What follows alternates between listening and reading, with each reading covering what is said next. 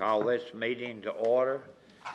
Invocation and Pledge of Allegiance by Councilman Charlie Blaylock.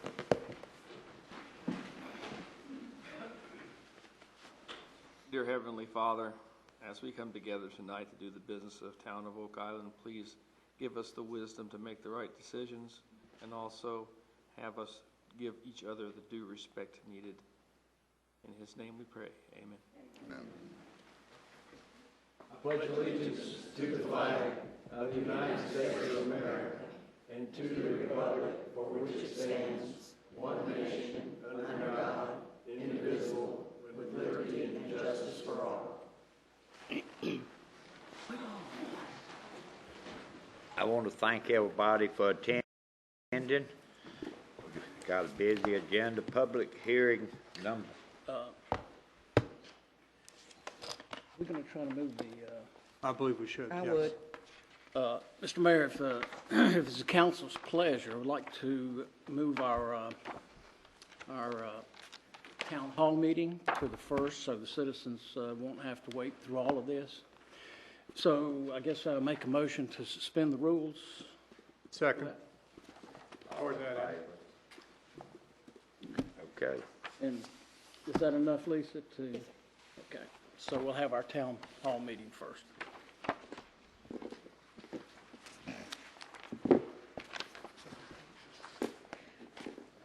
If I can, I'm sorry. I'll call the first name, but I just wanted to ask one question, if I may. Mr. Kraft, you signed up on the public hearings. Did you have a public hearing you wanted to speak about, or were you going to speak about a general item? General item. Okay, so I'll move you over to that list.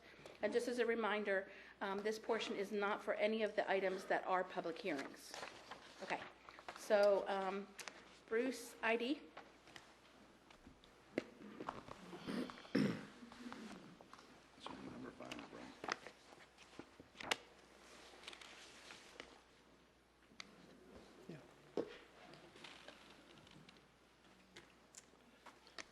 Good evening, I'm Bruce Eide, 114 Southeast 8th Street, Oak Island. I'm a full-time resident and I want to speak about the issue of parking decals. After the fiasco we, and by we I mean all of us, city staff, city government, the citizens of this island, after the fiasco we went through last year in 2018 and early 2019 about paid parking, from my perspective I have to say that I'm dismayed and disappointed about how far we haven't come. I'm sure everyone remembers the standing room only special town council meeting held just over a year ago. March 5th, 2019, when it was announced the contract for paid parking had been rescinded, council members then voiced their concerns about how the process had proceeded and where it should go next. You listened to at least a dozen concerned citizens, including me, on both sides of the paid parking issue. Despite the many challenges discussed during that meeting and previous town council meetings about the issue of parking on the island, today, more than a year later, unless I've missed something, we're talking about parking stickers for residents and maybe non-residents, and that's about it. How many problems does this solve in that list of issues? I have to ask, what happened to the idea of trying to find real long-term solutions to the many challenges intertwined with the issue of parking?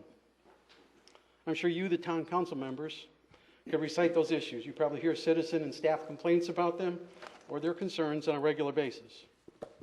No particular order. Here is, I'm certain, an incomplete list compiled from what I remember hearing at these meetings and what I found in the minutes. Public safety and access for first responders, right-of-way parking, traffic management, property rights, enforcement, contractor access, priority treatment for residents and their guests, day trippers paying their share, parking area maintenance, cost of established resident parking spots, not penalizing those that don't use parking spots, not overloading town staff, compliance with the laws of Oak Island and NCDOT, free access for volunteers, and last but not least, maintaining our friendly small-town island feel. I believe it was Councilor Bach who stated a year ago that we need a comprehensive plan. I couldn't agree more. Again, unless I've missed something else that's going on, I believe it's time to take a step back and, as Stephen Covey said, begin with the end in mind. My recommendation is that Town Council take two actions related to this issue today. First, as an interim measure, direct staff to issue new $5 decals good for a one-year period. And secondly, discuss how to initiate a process whereby a comprehensive plan could be developed that addresses some or all of these challenges. Maybe it's a group of citizens, stakeholders getting together. I'm not sure what council has as far as potential or opportunities to do that, or some other way. I believe we need to step back and take a big picture look at this and come up with a list of solutions rather than one piecemeal step. Thank you for listening. Oh, Mr. Ivy, I've got a question, if you don't mind. Mr. Ivy, I've got a question, if you don't mind. Now, were you speaking to two different issues here, the stickers and the overall parking situation, or just the stickers? No, I think the stickers, it's a parking issue. They're all intertwined, I believe. And at least that's the impression I've gotten when I sit through these meetings. It's one piece of the parking approach. Okay. And I think they're interrelated, and from my perspective, outside of right-of-way issues that the town has started, which I think is slightly different than this issue, I think they're intertwined, and we need a comprehensive, bigger picture approach to try to recognize and solve or resolve all of them, or some of them at least, in some way, shape, or form. Okay, thanks. Thank you. Jerry Hardy.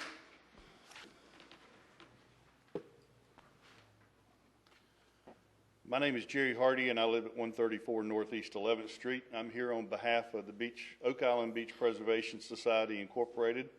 Last month, we concluded our winter lecture series. We had 3 events, one in October, one in December, and one in February. We saw good attendance in all 3 events. The lectures were held at 801 Ocean Events Center, and we appreciate the town of Oak Island for working with us on all of those events. I also want to remind everyone that our 2020 fundraiser and silent auction is going to be held on April 4th, beginning at 1 p.m. We'll be holding it this year at the 801 Event Center, and we're expecting a bigger and better program than we've had in the past. Tickets are going fast. I have some here. There's a flyer over on the table with my information, how to contact me or Janet. For tickets. You can also purchase tickets at the Grape and Ale Wine Shop here on the island. Lastly, if you're not a member of the Beach Preservation Society, I'd like to ask you to consider joining us this year in 2020. Thank you. Helen Cashwell.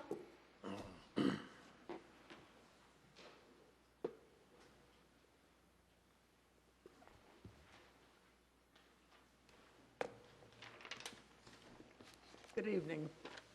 I'm Helen Cashwell, 3407 East Yacht.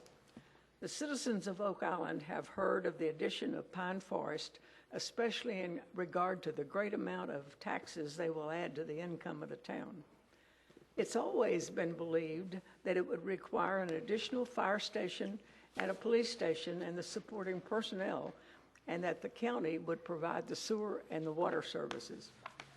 Today, I have tried and have been unable to determine from town personnel that Pine Forest is a LLC, 501c, or exactly how are they going to be taxed since they're in the wellness business. Since they're to be private homes within that addition, as well as the health provisions, how will those homes be taxed? It appears that no one has a clear vision of those questions at this time. I would like for those answers to come from the town in a clear, concise manner. If all of the answers are existing now, and all the details then should be spelled out, and all the information be published at the next council meeting. Thank you. Mr. Eads, can you respond to that? Which component of it, sir? What's that? Which component of it, sir? Well, I guess the taxes or the property taxes. I mean, They'll be billed just like any of the other residents. Limits of Oak Island. Correct? Yeah, I mean it's compliant with the general statutes. If that's. I didn't understand the question. I guess I don't know. Thank you. I mean, I'm not going to chime in and like people can speak what they want to speak. I mean, I'll answer obviously the elected body's questions, but there's nothing irregular about the way we send those. said, there's nothing irregular about the way the town sends those. Mike Defio?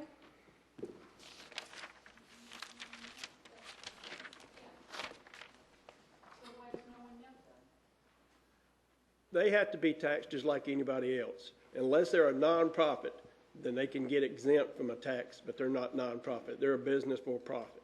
So they will be taxed just like any other person will be taxed. So why did no one from the town know that? That was my question. Maybe they just didn't ask the right person. I think she did. She's sure.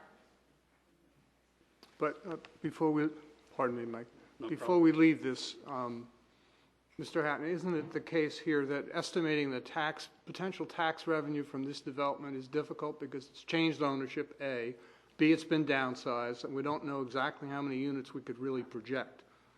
All that being said, do you have a number? Is there a number that we have generated yet? So all we can say is we'll tax all the homes that are built according to our tax ordinance and state laws of North Carolina, correct? Okay. At what point would we expect to get a number, an estimated tax? I would say this time next year. This time next year? Thank you. I hope that helps. Are the empty lots, that's all are already taxed, correct? Yes. So it's taxed just like anybody else that's within the jurisdiction of Oak Island. There's a general statute that actually states exactly how properties are assessed and taxed. So those properties will be taxed exactly like Oak Island is taxed. Pardon us. Thank you. Well, when you say Oak Island, I mean, if they're in the municipal limits, Right. they're Correct. taxed, Correct. taxed the same. Correct. But the majority of Pine Forest is within the jurisdiction of Oak Island. I know, but it doesn't matter whether it's on the island, quote unquote. No, correct. Yes. It's the boundaries. Correct. Sorry, I'll get closer. I'm Mike Defio, live at 902 West Jott, and this is really just an FYI for everyone. Brunswick Senior Resources is a nonprofit organization with 9 sites throughout Brunswick County, providing and facilitating services to residents 50 years and older. One of the sites here on Oak Island provides free lunches 4 days a week. Brunswick Senior Resources would like very much to expand their footprint in Oak Island so they could provide the full range of services that they offer. Currently, they serve, as I said, they serve free lunches at the community center, and they're interested in finding either an empty building or a lot where they could build a center for the seniors, for the senior resources. At next month's mayor's meeting, there will be additional information available and hopefully handouts for anyone who is interested. And if you want information sooner, you can check out their website at bsrinc.org. Thank you.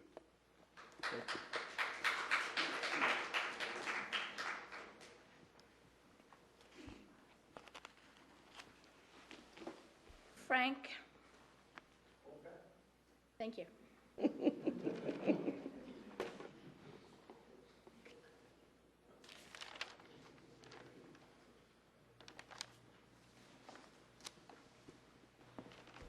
Good evening.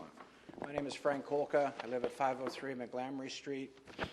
I just have a couple of things. First of all, I want to thank the town through their departments ever since we've moved down here in 2016. Anytime we've called to get help or assistance from the police department, the building department, any of the men and women here, we've always had a good response to our questions. They've been very responsive, and we appreciate that very much. Okay. First item of business, we live on McGlamry Street right at Elizabeth, and we do not have a street light. Every other street that ends at Elizabeth has a street light. And now that we're there living full-time and the other areas are not, we still would appreciate the idea of having a little extra light on stormy days. The time changes now, okay? I'm walking my dog in the dark in the morning.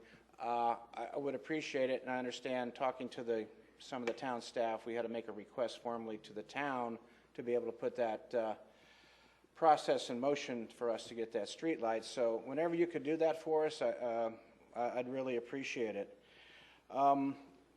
The other thing for us up I guess that's the east end, I think there's a need for a sidewalk where Yopon Service Center starts all the way up to the end of Oak Island Drive.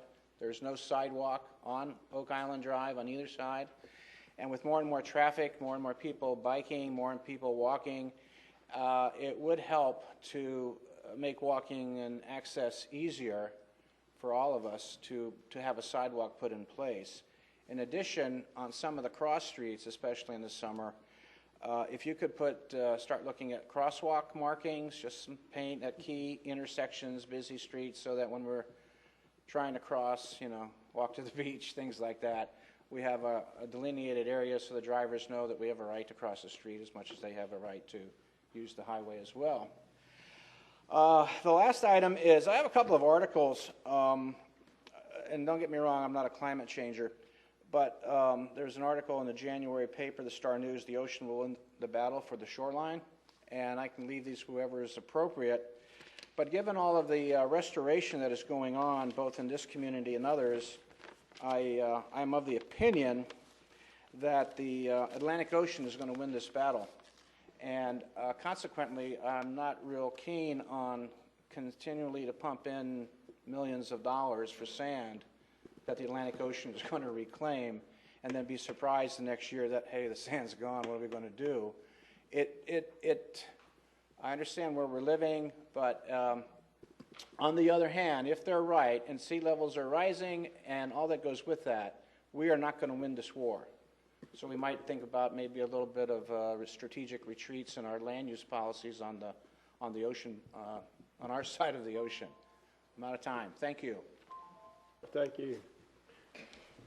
David, do we look at the street light? Yep. Weren't you talking with someone, David, about the extension of the sidewalks? Yes, we've looked through it going all the way up to the east end. Back in the day when they went down Elizabeth Drive, they were just looking at a way to be able to get traffic going all the way from one end of the town to the other town when we first merged. So there is something that we had looked at before, going up to Barbie Boulevard and then down Barbie Boulevard to the ocean. But we could look at Oak Island Drive as well. The area through there has all the parking that backs out right into the road in certain areas. So we'd have to look at trying to figure out parking for those people.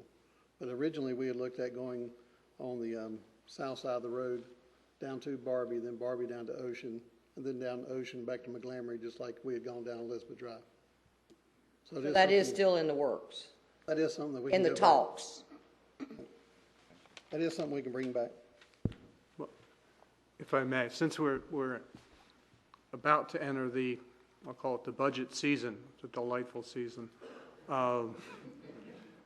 We have been talking about traffic management and, more importantly, pedestrian safety for quite some time, and there is a need for crosswalks and sidewalks, and that's something that we need to begin to think about, again, on a comprehensive long-term basis. Even if we make a start this year, we continue year after year to do that. So I take your point, sir, and that will get due consideration in the budget process. And Frank, I didn't get your last name. I'm sorry. Kulka? Okay. It's not a southern name. I just want to say one thing about the ocean and this and that. We have on the ocean front, there's 400 of the highest tax houses that we have here on the island for tax base. We've got infrastructure there, electrical, plumbing, and sewer, and all of that. So and then if it's let go and those houses become destroyed, then we have to go through a condemnation process and have them torn down, because a lot of people sit, and I think it was at North Topsail that they went through, Brian, was it 3 houses for $7 million it cost them? It was a series of duplexes. It was more than that. But apparently it made international news.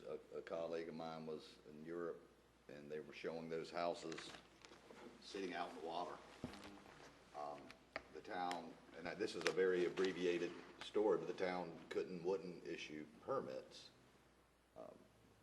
And they sued alleging that it was a condemnation, and it's a whole myriad of things, but it was seven-figure resolution, no question about it.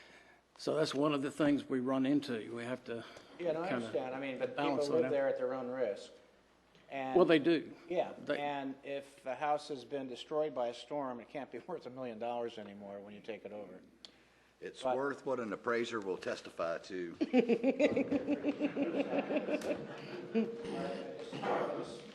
Appreciate the thought about it, and we walk the beach after every storm, and we see we're closer to the houses than we used to be. It's discouraging. I agree 100%. So this is a conversation that needs a fuller range, and actually, council's been having this dialogue with the public for several years now. It's been an identified number one goal, beach renourishment. It's not without its critics or opponents, but aside from the potential for litigation, damage, and attorneys and assessors crawling all over the beachfront, the larger picture here is our ability as a town to function, grow, mature, and survive is intricately linked to the beach. Yes. Depending on the research you want to look at, 55 to 75% of what we generate is directly or indirectly related to the beach. Yeah, without the beach, the town's nothing. That much I do know. Okay, so there is a rationale on the other side of the I proposition. understand. I'm just giving you the, Yeah, my opinion. there you go. Just a voice crying out in the wilderness. That's okay. So you're not alone, but the question is, how do we get out of the wilderness, all of us? Yeah, So- well, thanks for the time. I appreciate it. Thank you. Thank you. Donna Mears? Means, sorry.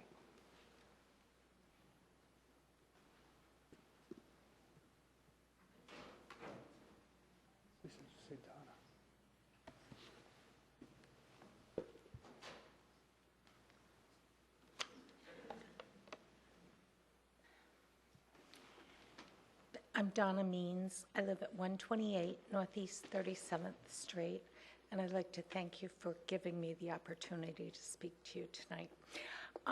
I had put down decals, both the parking, and I had heard some scuttlebutt about the town wanting to issue $40 stickers in case of a storm for us to get back on the island. And again, I said it was scuttlebutt. I don't know if that's true, but to me, that's ridiculous. The taxes that we pay, although much lower than Northerners pay, it's still a sizable amount, especially for a senior citizen who is a widow or, by themselves. So I think that's pretty crazy to charge residents $40 to get back home. The other thing about the parking permit, I think $20 for that, again, a little bit too high. I wasn't here, I didn't come for the parking meetings that you had. And I think that as a group, you have to really address the parking issue. And, we can't control the kind of people that come for the beach or their actions, but I've witnessed numerous times driving my golf cart back home on 35th Place and seeing dirty Pampers and stuff left in the parking area. I think maybe there should be a trash can in the different parking areas. I know there is by the beach, but I think at the other parking areas too. And I would not be opposed to parking meters for the summer residents. Again, we all pay taxes, we pay the sewer assessment or whatever that $600 ripoff is. We pay that. And, you know, I know that visitors contribute to the economy by shopping at the different stores and restaurants and the grocery stores and so on and so forth. But I think that that would ease our burden a little bit. Also, with all of the building that's going on the island, I would think that the tax base has increased substantially. That's all for that.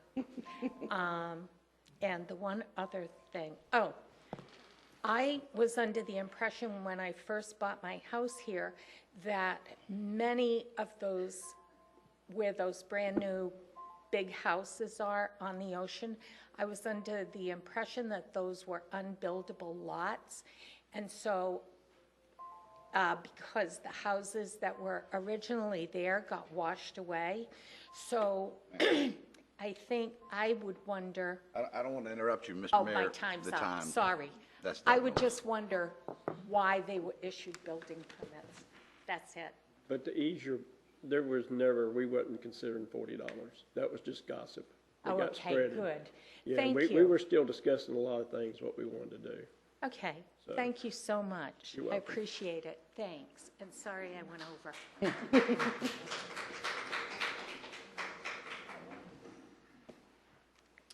And Bill Kraft?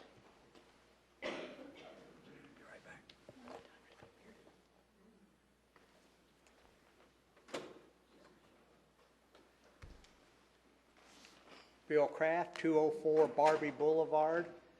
I have a driver's license that shows I live at 204 Barbie Boulevard. I'll be facetious for about 10 seconds. I also have a utility bill that says I pay the utilities at 204 Barbie Boulevard. I have a bill of sale down at Bolivia that says I bought a house at 204 Barbie Boulevard. The mayor ran for election, and he said it upset him that he couldn't get back on the island after a hurricane. The mayor never said anything about $20. I'm glad to hear Jeff say that nobody said anything about $40. It frustrates me that every time there's an opportunity to throw a tax or throw an assessment, they throw it at the homeowners. They don't throw it at the day trippers. $20 to get back on the island after a hurricane is nothing but an assessment. It's nothing but a tax. There's no reason for it, no merit. I have a driver's license. Everybody in the world knows that means I live at 204 Barbie Boulevard. The justification for, well, we have to charge something, the policemen have to go out there and monitor who comes and goes off on the bridge.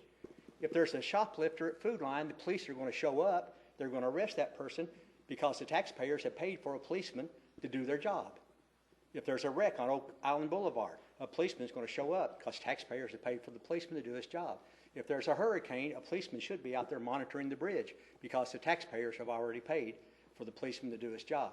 Charging somebody $20, well, wait a second. You can still get on the island if you have a driver's license. I can still get on an airplane if I don't buy a first-class plane ticket. But every time I go to Southwest, they say, Group A, come get on the airplane. Group B, come get on the airplane. I'm Group C. I end up getting on the airplane last. Is that what you're proposing? If they have a sticker, they get on the first, and then everybody in the next line over? Okay, we've emptied everybody that paid for a sticker. You other people, now you can get on the island. We only held you up for 2 hours. It's nothing but a tax or an assessment. There's no merit to it. So every time there's an opportunity to hit the taxpayers, we can charge them $20 and they'll live with that. Par 3 golf course, fiasco. Let the homeowners worry about it. We'll let them pay for it. I'm in favor of the 801 Center, but I'd like to see some marketing. I'd like to see some advertisement. But don't worry about that. Let the taxpayers take care of that. The sewer assessment's ridiculous. Let the homeowners pay $600. We owe $80 million on the sewer situation. Don't worry about it. Let the homeowners take care of it. Day trippers come and go, come and go, come and go. Now, there's a hurricane, the roof's blowing off my house, my windows are open. Bill, you didn't pay $20.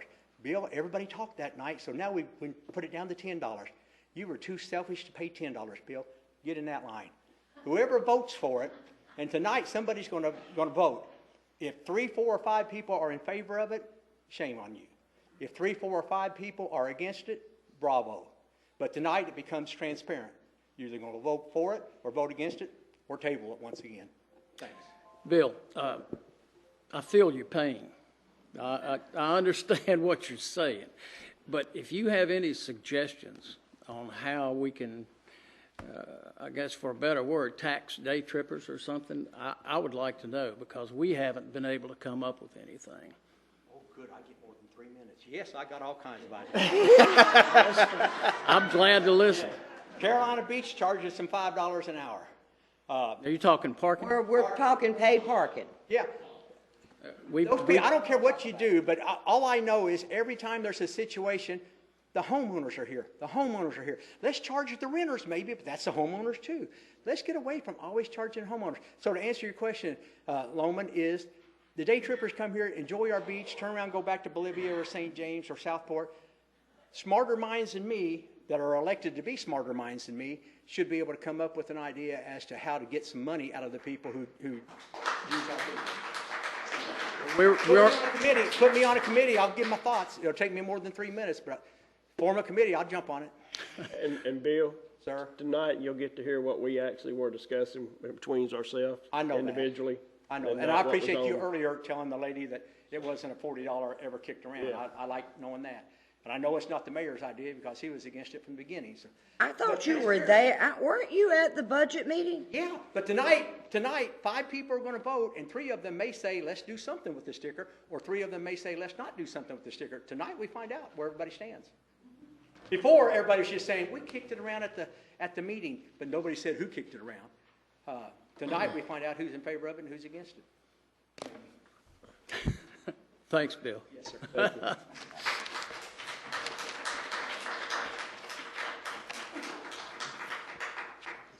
That's all I had signed up. Would anybody else like to speak?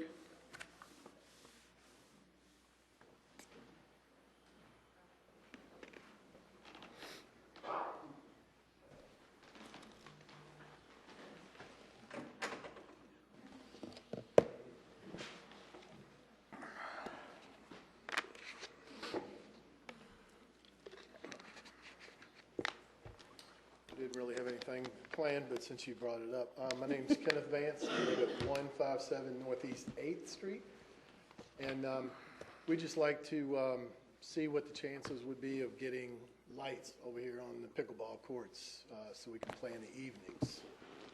We have 3 bulbs working, which gives us about 1.5 courts. Daylight savings has come and helped us out a little bit with the situation, so we get an extra hour, but there's a tournament going on right now. In the winter months, it wouldn't be possible at 5 o'clock. So whatever you can do to add a couple bulbs would be really nice. It's getting approved tonight. Awesome. It's going to be voted on tonight. It's going to be voted on. First question, that was written down when somebody said it was approved, right? Not well, it'll be. It's on the agenda for consideration. Well, we appreciate it. Most of us that work during the day, that's all we have to do to blow off steam sometimes. So anything you do is appreciated. Thank you. Anybody else, please? Anybody else signed up? Another hand. Another hand.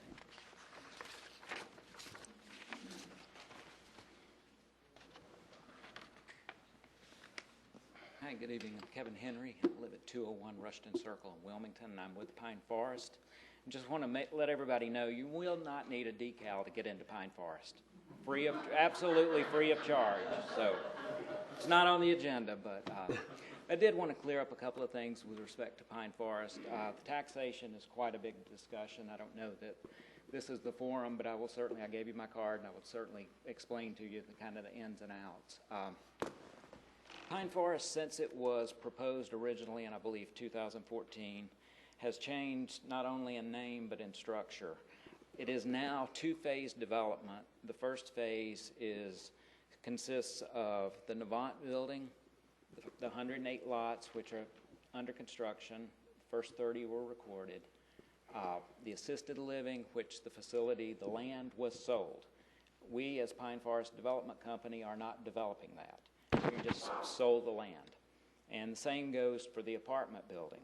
That was transferred to Hawthorne, who is the contractor and is going to build them. From a tax base, we are in Oak Island. We do pay Oak Island taxes. There is no nonprofit at work at all. It's just a normal residential development, part of which Pine Forest Development still owns, part of which has been transferred to other entities. The 108 homes are just normal like any other subdivision and are taxed as such. The water and sewer is through the county, so it is not through Oak Island, and the streets are privately funded and maintained, so they're not a burden to Oak Island either. And I'll certainly welcome any questions. No, thank you. Thank you.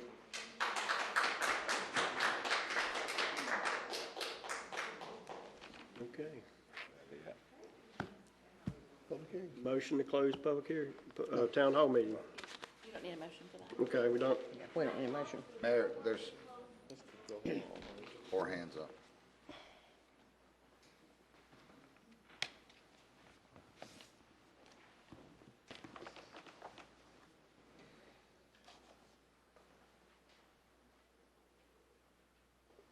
Hi, my name is Gail Baker. I'm at 110 Northeast 16th Street. And I wanted to talk tonight about the parking sticker. I don't have a problem with $20 for a parking sticker. My thing, even when I was paying $5 for a parking sticker, is I may or may not get a spot to park in. And of course, there's people parked in the spots that have no sticker at all, which I have a problem with, because if we're going to do the sticker thing, we've got to do it right and we've got to enforce the law. So whatever you decide to do as far as the parking situation, like I said, I don't have a problem. I want a close spot. But if I'm going to pay for that spot, I expect a spot, and I don't expect people without stickers to park there. Thank you.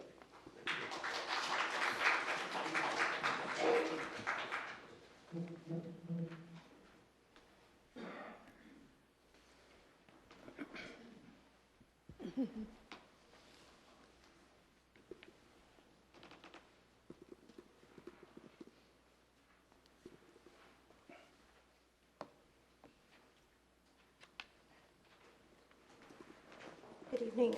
I'm Liz Grimm-Carolyn. I live on Northwest 13th Street. First of all, Councilman Bach, I do apologize for not returning your phone call after you reached out to me this week, so my apologies for that. I have a couple of concerns. Parking, it needs to stop being passed on to the homeowners. The day trippers will come, the renters will come. They will come throughout the coast of North Carolina. The beach towns, more than not, have free parking. They have free decals to the homeowners. They have established reentry systems. The decals are free to the homeowners, free to the residents. There's no need for us to get into competition with a tax base such as Wrightsville Beach when we're not that type of town. When you look at comparable towns such as Topsail Beach, Southern Shores, Emerald Isle, they don't have decals that they charge the homeowners for. They have strict enforcement of their parking spots throughout the summer. You want to charge $20? Charge $20 to the renters. Do it each week. We have 5,000 homeowners. There are 5,000 tags that seem to be sold each year. That equals out to, at $20 a pop, that's $100,000 a year for the town. Roughly estimating 2,000 rental homes, $20 a week times 12 weeks, just 12 weeks from Labor Day to, or Memorial Day to Labor Day, that's $480,000 a year. People will jump on me and say, well, the homeowners can buy the sticker and just go ahead and say, here, put this in there. It works for other beach towns. The homeowners are taxed, they pass it on to the renters, and the rental fees at $20 a week. They get the money. $20 a week times 2,000 is probably very conservative estimate for rental homes in this town at $480,000 a year. That's considerable more than $100,000 to be passed on to us for a $20 decal. The next thing I want to talk about is the DEC contract for beach renourishment. We have paid over the years, thousands and thousands and thousands of dollars for studies that end up getting shelved. The Revell study, the DEC study that we paid just a few years ago, and now we're revisiting again tonight, another $35,000 to have them tell us when they just told us what to do and we didn't follow that, and now we want to give them another $35,000. Why do we continue to spend thousands and thousands, tens of thousands of dollars on studies when we don't utilize those studies? They get shelved and then we moved on to the next study. We need to stop spending monies if we are not going to utilize what is found in those studies. Thank you.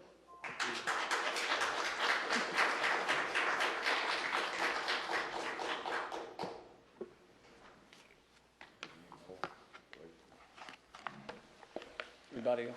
Anybody else?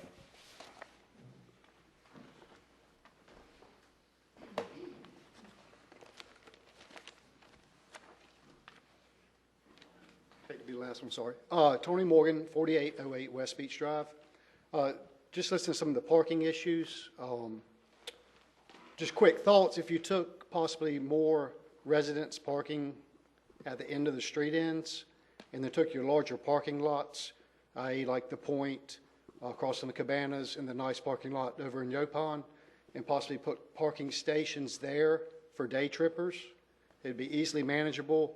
I know at Carolina Beach, you go and you kind of select a spot you're parking and they can check and see that, you know, you've paid for E5. It's just one possible way of getting concentrated day trippers so they can't park at, you know, some of the street ends because your residents will be there.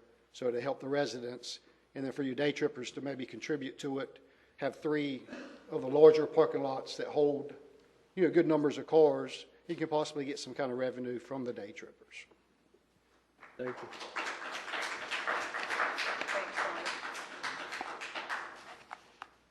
All right. Anybody else?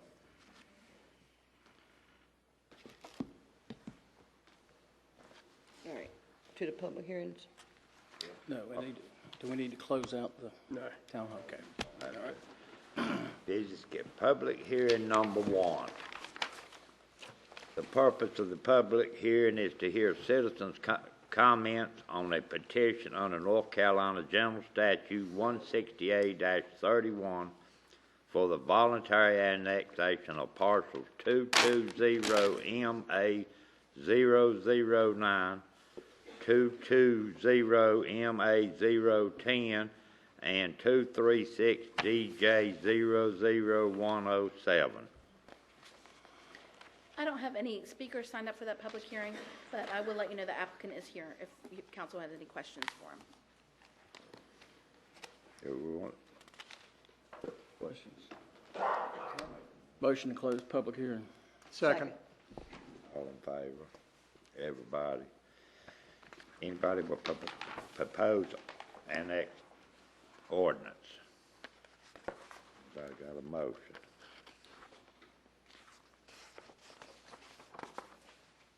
I'll make a motion to adopt the ordinance to extend the corporate limits of the town of Oak Island pursuant to NCGS 168-31 for parcels 220MA009, 220MA010, and parcel 236DJ00107. Second. All in favor? All right. Public hearing number 2. The purpose of the public hearing is to hear citizens' comments on the zoning district redesignation for new annexed parcels 22MA009, 22MA010, and 236DJ00107. These properties were zoned C-LD, and the proposed zoning designation for Oak Island is C-LD. Good. I do not have any speakers signed up for this public hearing.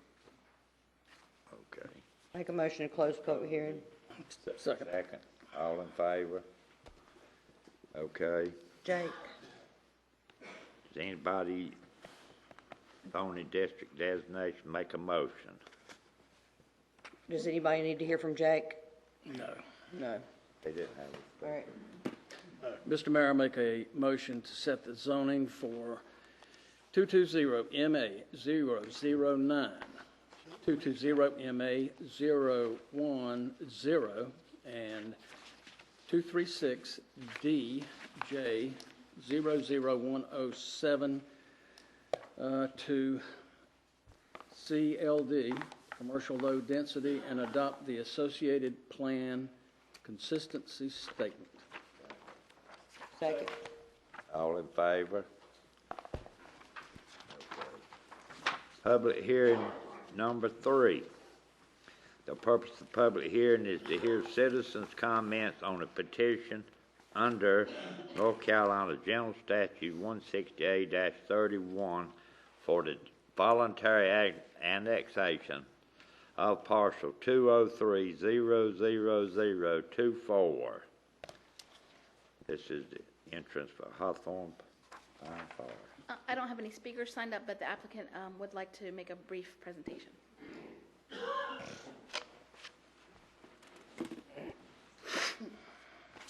Amy Schaefer with Lee Case, 3414 Wrightsville Avenue in Wilmington. I did, because there were some questions at the last meeting, want to show you the property. So this is just the voluntary annexation statute that you can see. I don't think you need that. You're clearly familiar with it from the last item. This is a map I pulled from your GIS just to show that the property in question is wholly surrounded by Oak Island municipal limits. As Mr. Henry stated at the last hearing, this property was transferred and was not part of that annexation. You can see a tiny little strip in the front by the right-of-way. I was speaking with Ms. Gracie at the Brunswick County GIS just this morning. For some reason, when the Department of Transportation, when the Department of Transportation condemned that parcel, it did not get recorded in the county GIS, so that's not owned by my client or has anything to do with the Pine Forest. It's actually Department of Transportation right-of-way, and Ms. Gracie's working on fixing that in your GIS map, so hopefully that will be updated soon. You're talking about when we're looking at it on the right-hand side in the front? Yes, ma'am, that Thank little you. oddly shaped parcel. So we're trying to get that fixed, but if you have any other questions, I'm happy to answer, and Mr. Henry from the project is here as well. Thank you.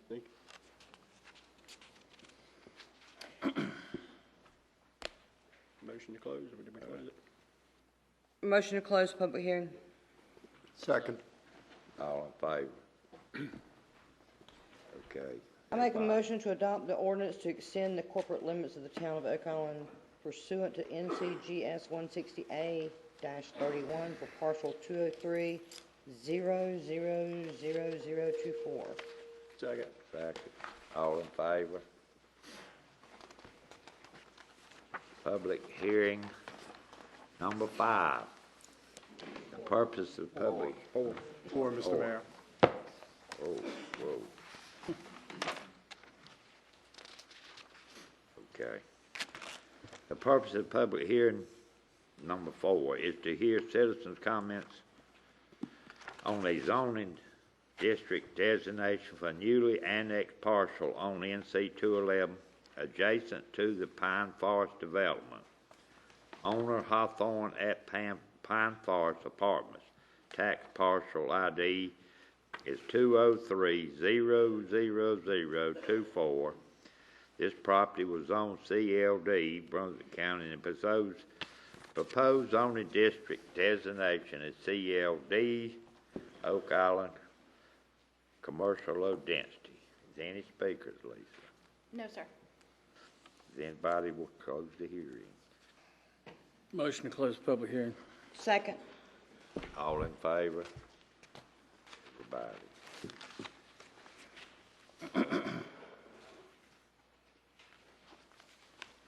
Body, action needed is approval. Page 32.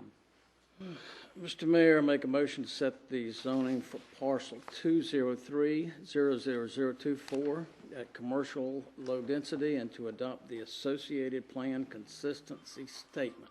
Second. Second. All in favor?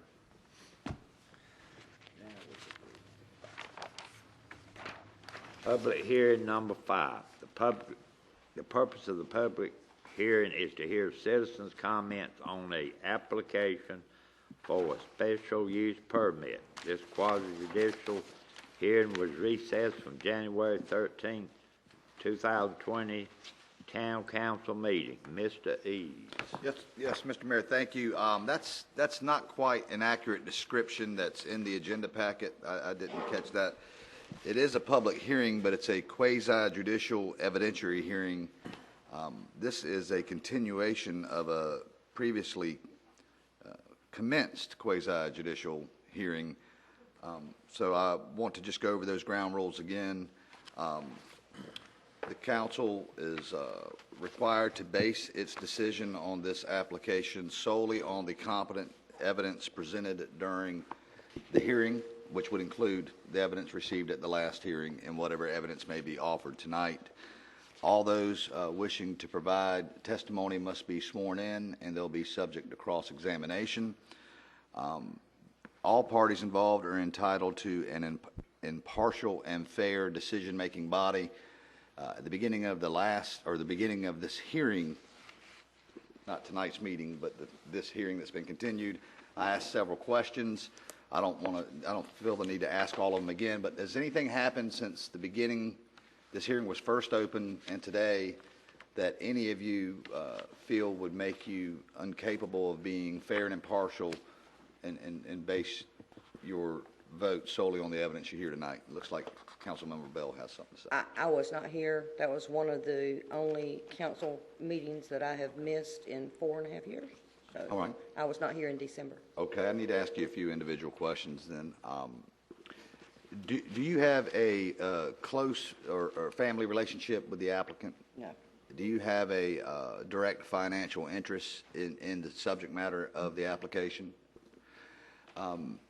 Have you had any ex parte or conversations outside of the context of the hearing with the applicant or staff about this application?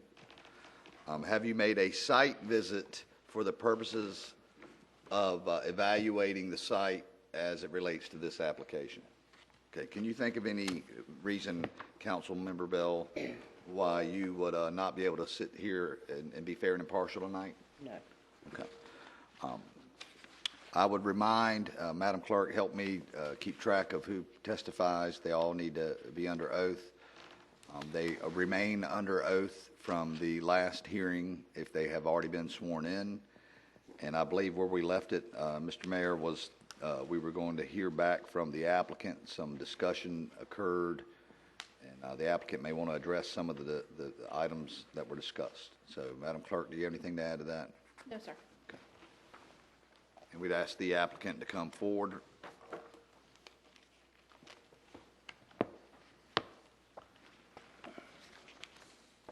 If you would, sir, when you get up there, just state your name and address and confirm that you're the applicant. Yes, thank you. Yes, Scott Rudolph, applicant for OKI Scoop Shop located at 4922 East Oak Island Drive. Thank you, sir. Yes.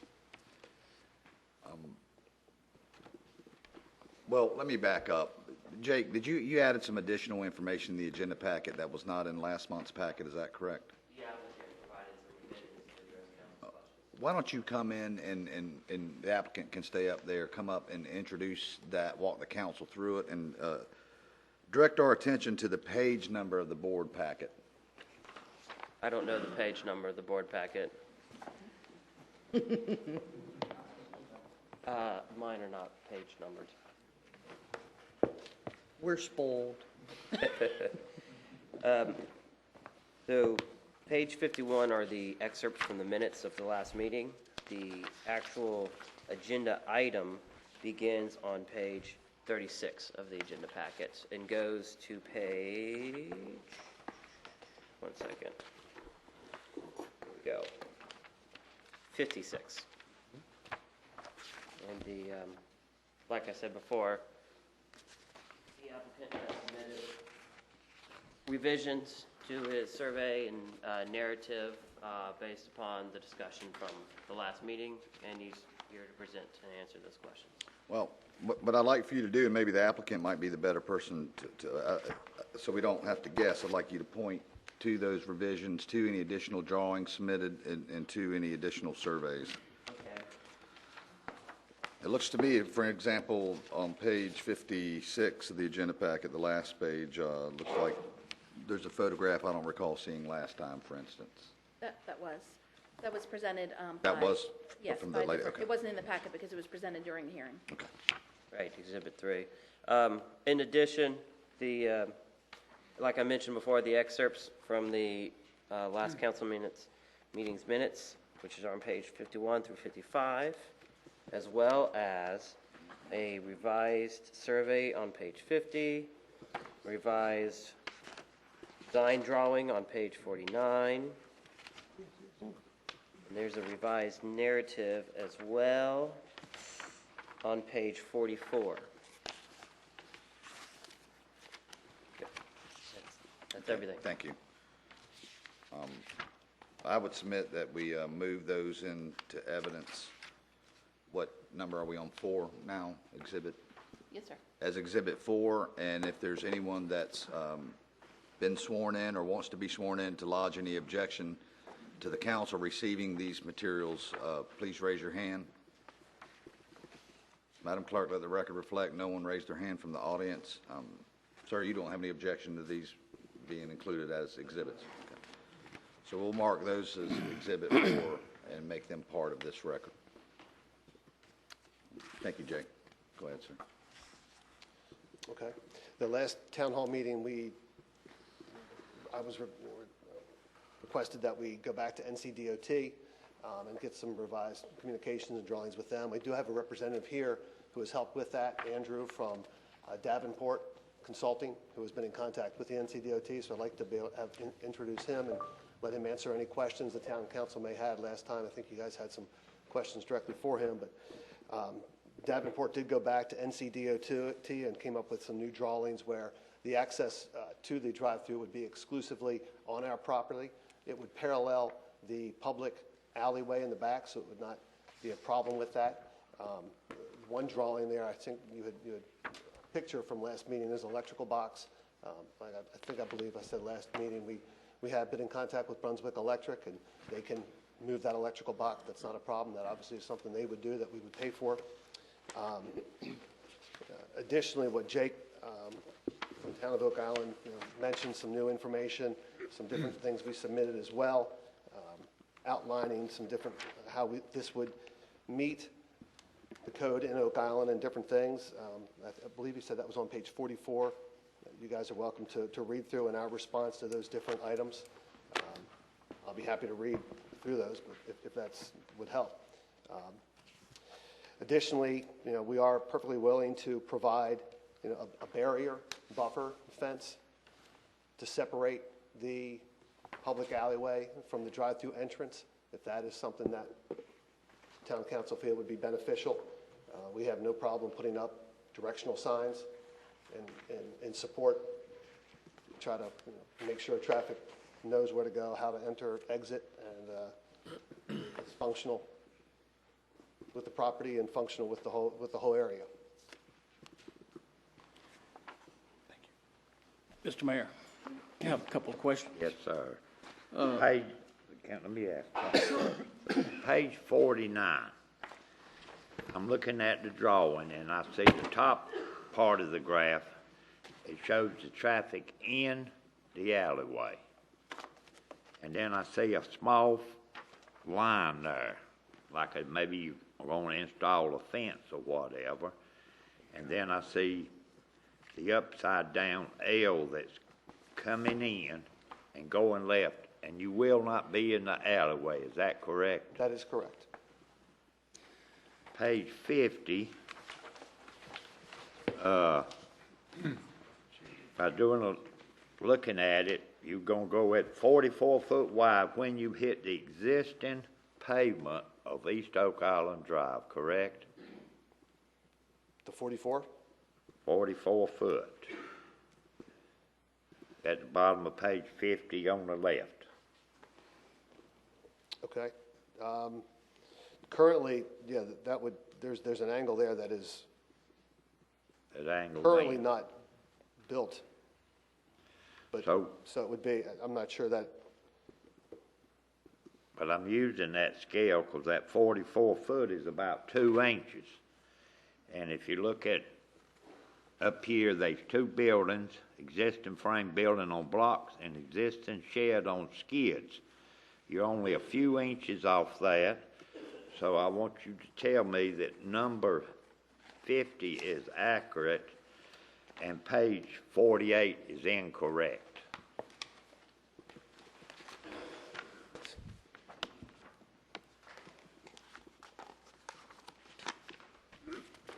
I'm not sure I follow. May I? 48 is showing you using the alley. Yeah, that's. Oh, 40, okay, yes, old- okay, that now was I the- understand, yes, 48 is in, yeah, that was That is part of the original incorrect. submission from 2 months ago. So that, like I say, that has been redesigned.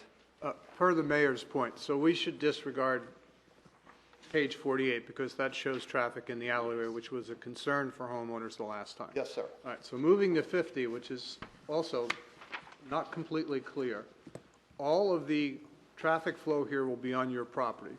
That is Correct? So people making a turn from 50th Street are on your property. Yes. And then they're threaded through 2 sheds? What's the clearance there? That seems to be pretty congested. I think that was the mayor's question. Traffic is passing between 2 existing structures, correct? That is correct. What's the clearance on either side of That that? measurement is not on this drawing. I do not know that offhand. Well, I think Plenty it- of space for vehicles to move through. That is, But from a safety point of view, I think we need that dimension. okay. Because presumably you're going to have some trucks, large SUVs. They're not all going to be compact cars coming through there. And I don't know how wide that space is. Okay. Conversely, coming down where it says palm tree cluster, I assume that's going to be removed, right? Only one of the palm trees would have to be removed. Okay, and then the electrical box is going to be There, moved. the electrical box would be moved, yes. And the entrance back onto Oak Island Drive, correct? I'm sorry? The path continues down onto Yes. Oak Island Drive? Yes. Because that's not shown in this diagram either. Okay. There was a suggestion, which I'm fine with, that we would have a sign posted there, right turn only onto Oak Island Drive. Yeah, I think the mayor was asking about the width of that as you Yeah. intersect Oak Island Drive. Is that correct, Mr. Mayor? Correct. So those are all issues that are not clarified by this particular diagram. Okay. There's no site plan. I have a question. If he's going to enter his property and not get on the alleyway, and not going to be on anybody else's property, why are we having a quasi-judicial hearing if we's not? I mean, this is a good question. Because the Code of Ordinances deems this application to need a special use permit. And this is a perfect example of how that process works. He's come back now with revised designs that appear to address some of the concerns expressed by the board. And in additionally, you could add any conditions to the approval to mitigate against any safety concerns you might have. For instance, I would recommend, if the board's inclined to approve it, you've heard testimony that the electrical box is going to be moved. I would recommend that that be an actual condition. Likewise, if the board's inclined to approve this, I would recommend that they, and the applicants indicated that they have no issue with it, some sort of buffer between the alleyway and the driveway, as well as directional signs that were just discussed. So just because it's all on his property doesn't mean it's a lawful use of the property. And Well- certain uses and applications implicate the special use permit.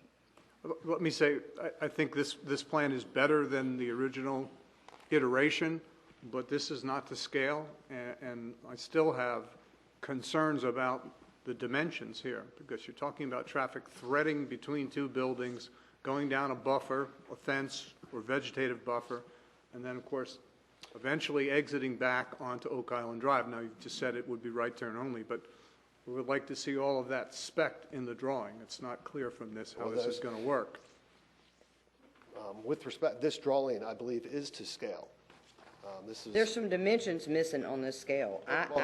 Yes, I did not realize the issue of the space between the two buildings, to my knowledge, my recollection was not brought up. I understand wanting to see that. Right. Understand completely, but I would have had it. It's right there, obviously. I could easily get that. It's, based on this, to scale, it's approximately 20 feet between the two buildings. But I could get that exact dimension, obviously. Mr. Mayor, Scott, I'm not trying to give you a hard time at all, and, you know, I was the one that tried to get you back up here, you know. We don't have a site plan for your new driveway, and this number 49 here, if Davenport Consulting and the DOT provided this, all I see is 2 black marks on it with some arrows, and that's not very much. And the DOT, do we have a letter from the DOT? I know you said you had somebody up here that would talk to us about that, but Yeah, I'd like to introduce Andrew. Will you? is he, just a moment, is he with the DOT? He's with Davenport, the company, the consulting company who's been in contact and communicating with the NCDOT. Okay, but normally, don't you get a DOT letter? Go ahead. From? Go ahead. I mean. No, go ahead. No, go ahead. I would defer that to Andrew, because I normally don't do this. I really have I don't know. What is protocol? Well, you're entitled to call him, provide evidence if you like, but sir, were you sworn in last time? If not, you need to be sworn in. And that we're at a point right now that the council's asking you questions. If the council doesn't want to hear from him, you can still call him yourself. Okay. This is. Well, I would like Okay. to have him, I'd like to call him. I hope that's okay. It will be, yes, it is. I don't mind at all. I trust, but I want to verify, and we don't have anything from the DOT. You have this man saying he talked to the DOT, but there's nothing in my packet here. Well, the DOT is a different, obviously, jurisdiction. I mean, and to the extent you have a concern about DOT approvals, you can make that a condition of approval.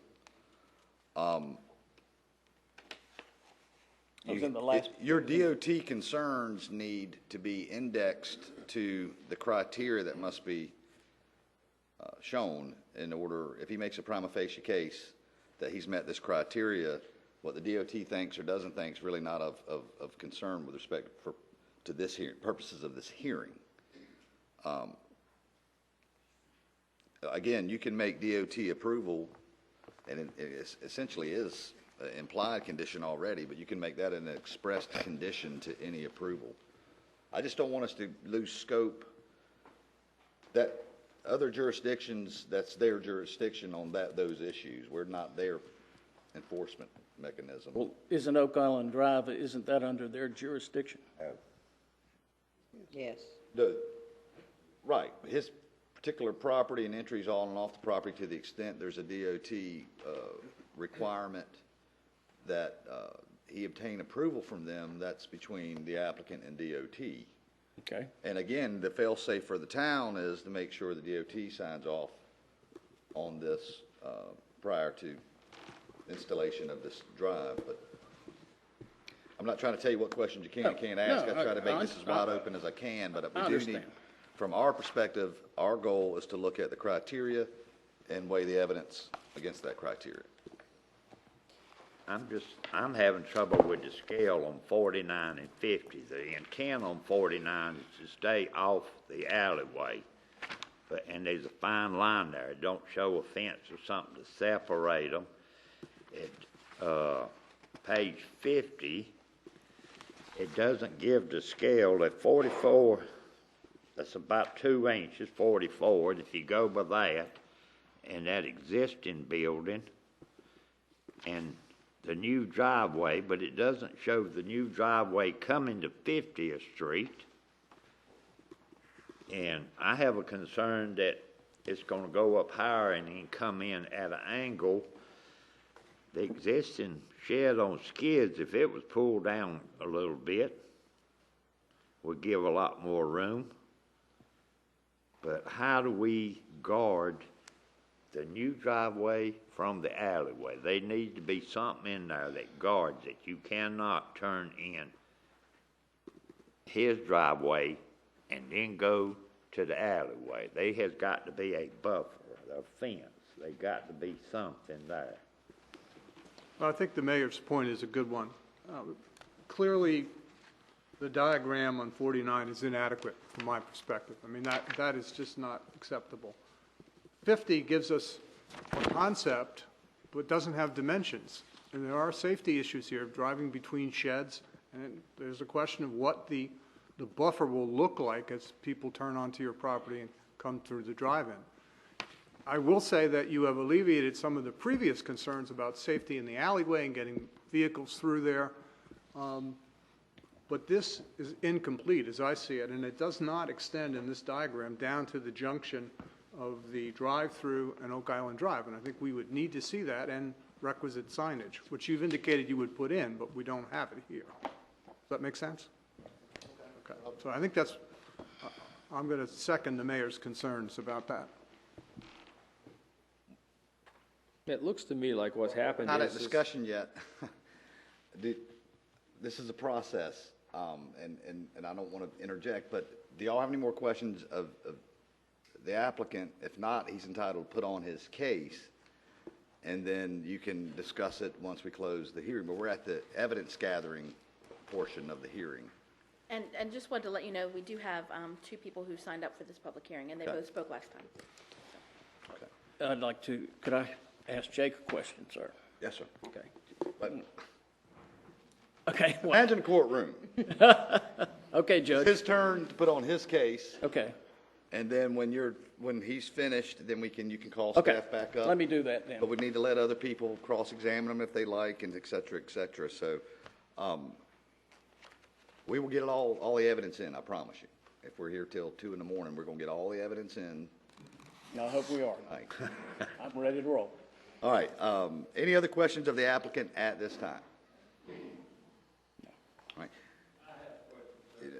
Not yet, sir. You'll get to cross-examine them. It's okay. Do you want to offer any other evidence, sir? I would like to introduce Okay. Andrew, yes. Okay, just call him up here. You want him to testify in this hearing? Yeah, he's been the one speaking with NCDOT. I know town Well, council had some Sure. Let's let him tell us who he is and what he's done. And, I mean, we're going to let some hearsay in, but it's not going to be complete rank hearsay, so.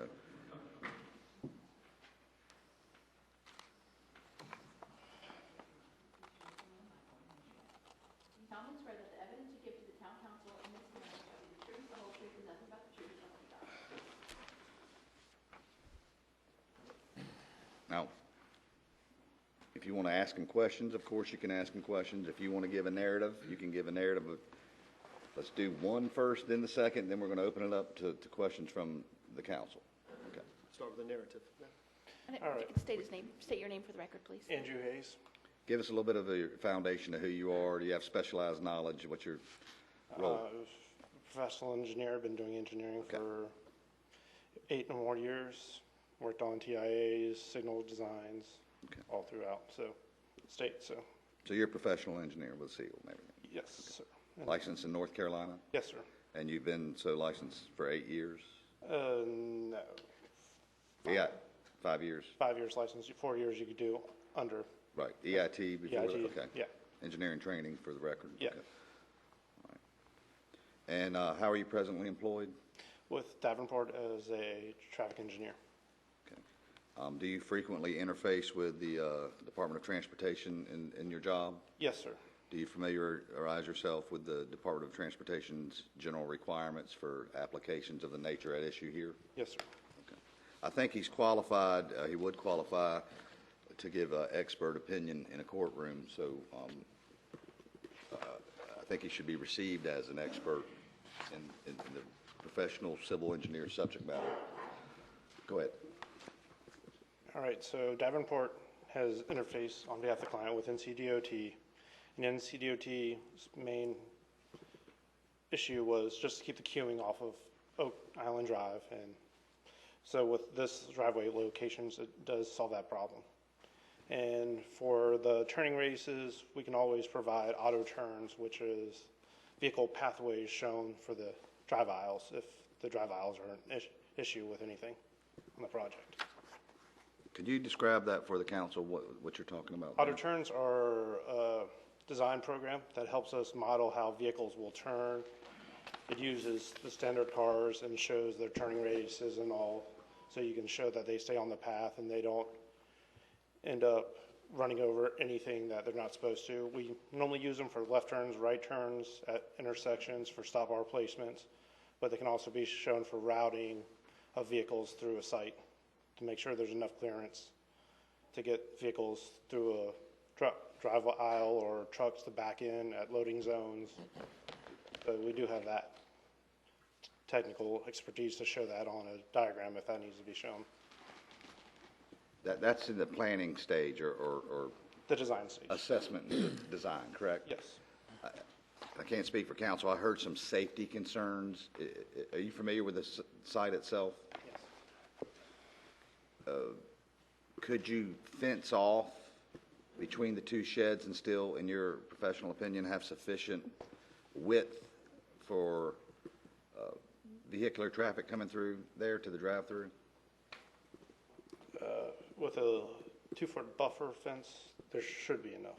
I mean, that's something we can look more in detail about, what kind of buffer you all would feel is appropriate between the fence and the vehicles, just to show. That's what I'm saying, is we could show diagrams.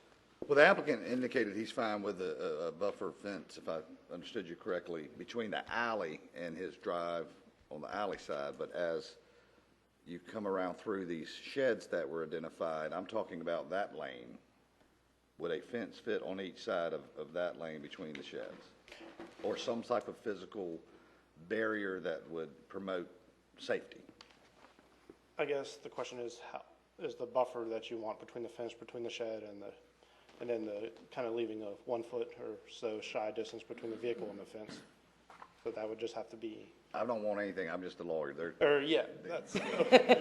I'm trying to facilitate your. Mine there.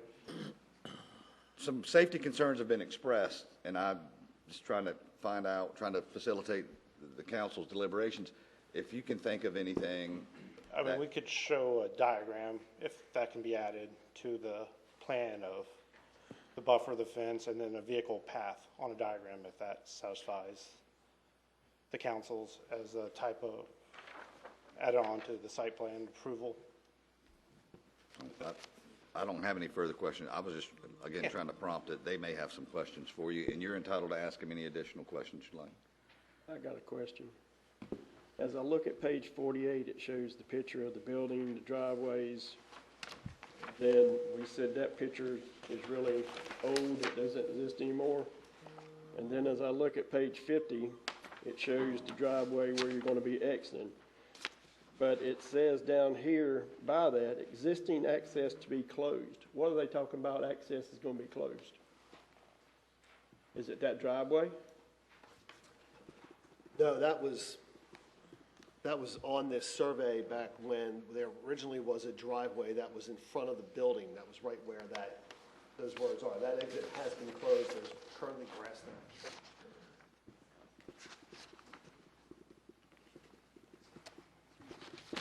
Looking at the diagram, it looks to me like between the two sheds, that one line right there, I'm not familiar with engineering, but isn't that one line indicating that's 10 feet? That's I believe it's a 10-foot setback from that's 10 feet, I believe, to the. So it's not 10 feet, so it's not 10 feet wide? No, it's 10 feet offset from the center. It's the right-of-way line, it looks like. Okay. But that line doesn't indicate that line is 10 feet. In other words, what I'm trying to say is if that's 10 feet, then the alley must be over 20 feet wide. I mean, the driveway must be over 20 feet wide. Oh, if each one of those lines is 10 feet? Mm-hmm. Yeah, I'm not sure. 10 feet. I think it's about 20 feet.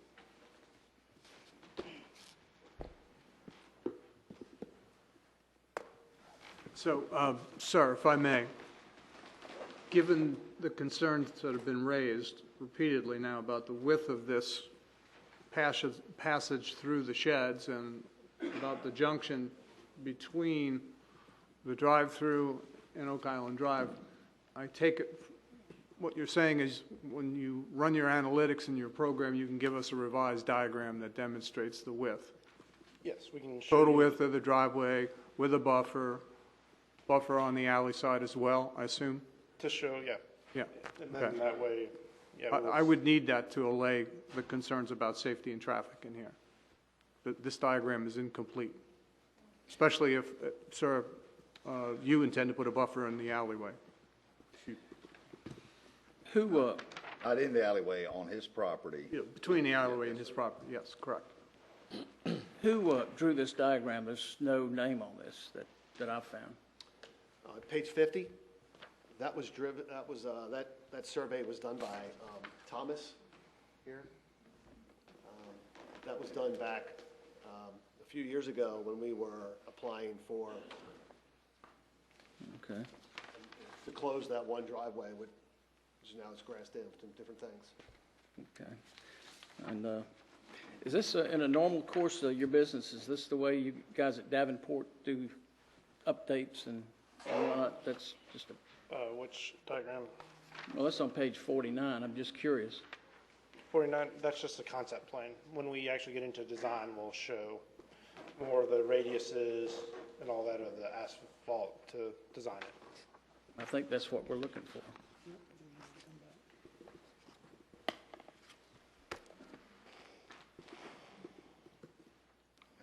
Because this was the concept to get DOT's buy-in before we actually start designing it to 90%.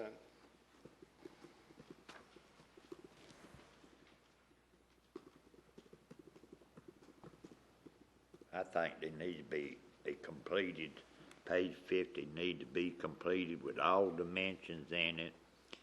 It needs to show the border between this property and the alleyway. Need a correct site plan.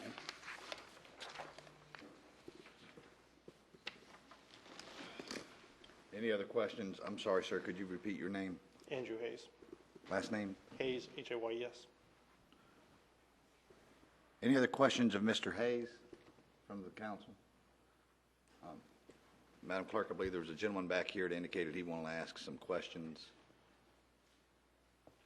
a few moments ago. Well, time out. Have you been sworn in, sir? Yeah. Okay.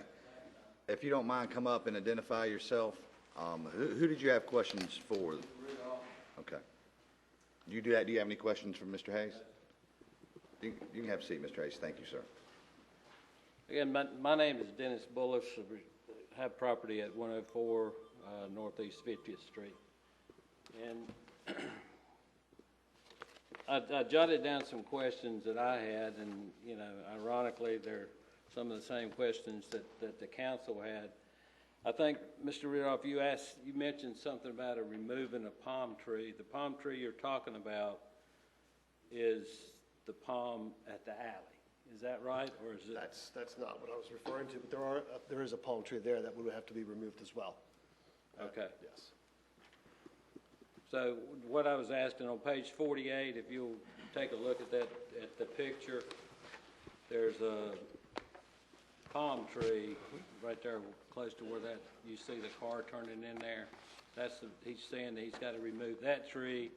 And also up here at the corner of the building, looking at the face of it, the left-hand corner, there's some trees there. You're going to have to remove one of those there? There's 3 trees there, one of which will have to be removed, yes. Okay. Correct. All right. I think the council asked about moving this shed here. Is that an option or not? The reason I'm asking that question is if you look at his diagram on page 50, and I'm glad that it was brought up, that this is an old picture. This is an old survey, correct? Is that? It was done a few years ago.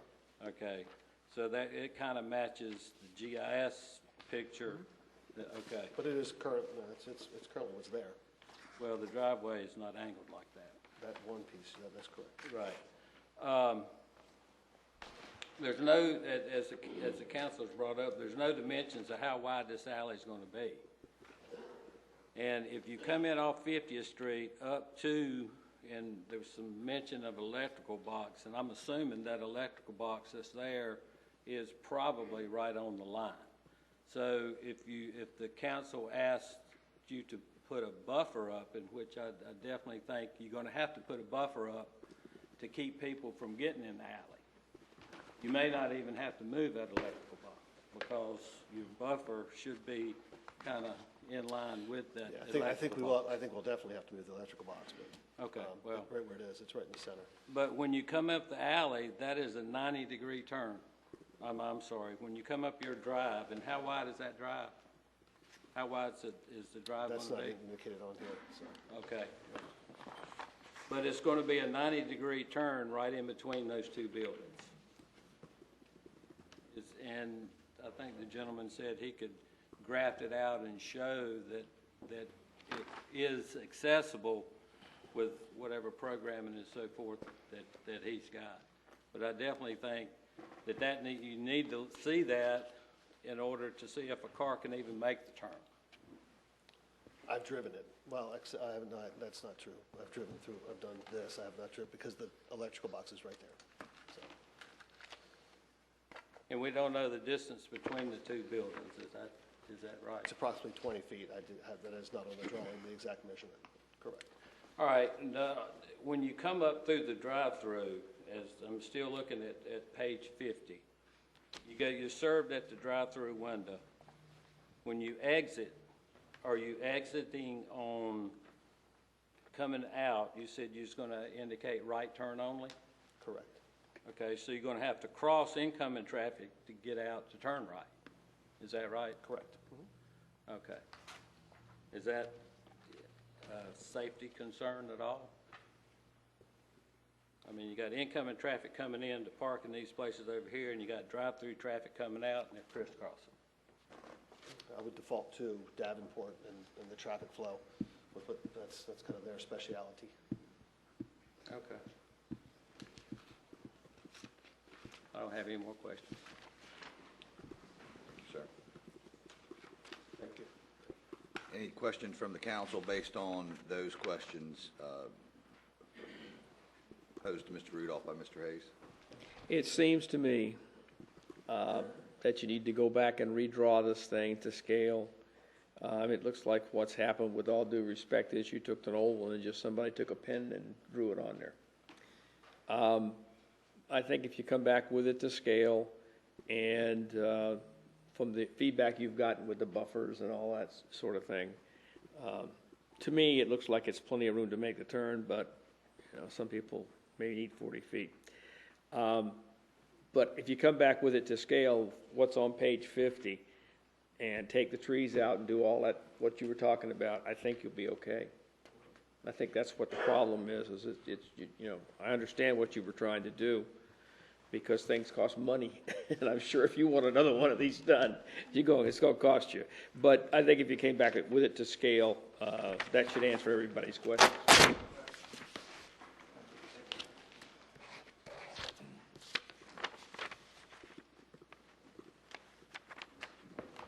One of the requirements for a special use permit, one of the application requirements is a site plan, and there's other requirements that show an accurate depiction of the property, including dimensions. So based on what I'm hearing tonight, it would be appropriate, if the applicant's inclined to do so, to again hold this, recess this, and then reconvene it if the applicant wants to submit a revised site plan.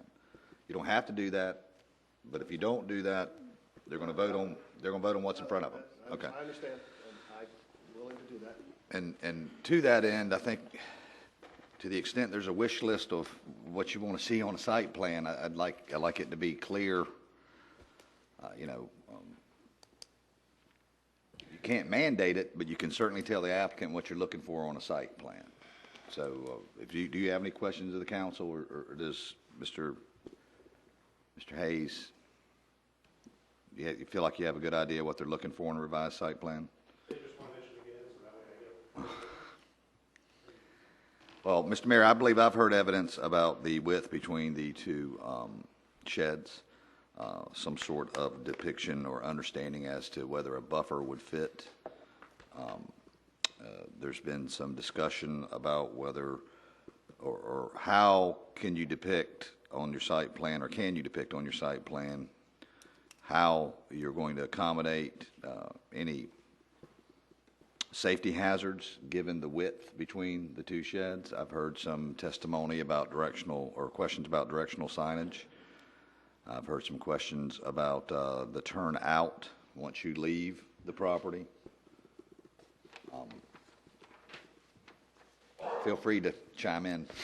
Well, Anything else you want to see on that? no, I think that's a catalog of the concerns, but I'll say this. This is strike two. I need real diagrams with real placement and measurements. I mean, this is just not acceptable. I understand that you've made a significant change, and I appreciate that fact. You moved that onto your property, which is a major safety concern. And so this theoretically could work, but I need to see it laid out. The trees removed, the electrical box removed, statement of assurance from your engineer that this turn can be made through the sheds, buffers in place. I mean, and this, I don't know what page 49 is, but I don't want to see anything like that. I mean, that's ludicrous. Give us the as-built as you intend to put it up. This is the third time, so please, details are important here. Sure, I'd be willing to, another 60 days, would that be enough? I would think so. And I believe so. Well, we haven't really looked at the survey to make sure it has everything. Yeah. Yeah, If 90 you days? get a current survey, that would help. That would be a start. Would 90 days be better? Well, Or 3 council meetings? Can we get back with you once I get back with the engineers that do the work and all that, so I know how much time they need? we're going to recess this, if that's the vote of the council. I would recommend for at least 60 days. Within those 60 days, we can hear back from the applicant as to their process or lack of progress, excuse me. And then we're just going to have to issue a new notice. Yes, sir, and just to, I mean, it's 60 days or at least the May 9th meeting at the earliest. Right. Okay, without counting if that's actually 60 Right. days. Let's go. The earliest this will be heard will be the May regularly scheduled council meeting. We need a motion on that, Brian? Yes, sir. Okay. I'll make a motion that we recess this until the May 9th. No earlier than the May 9th meeting. Right, council meeting. And I'm sure we can get it a little bit better, sure. Second. All in favor? Everybody. Mr. Rudolph, just so the minutes are clear, you agree with this process, that we're going to recess it and hear it no earlier than the May meeting of 2020? I just want the minutes to reflect that, and thank you. thank you.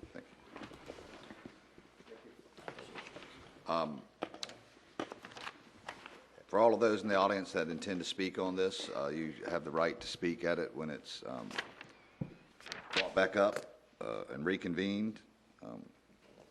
And you everyone by now should know the ground rules, because I'm tired of saying them. So please don't do something between now and May that would make you have to.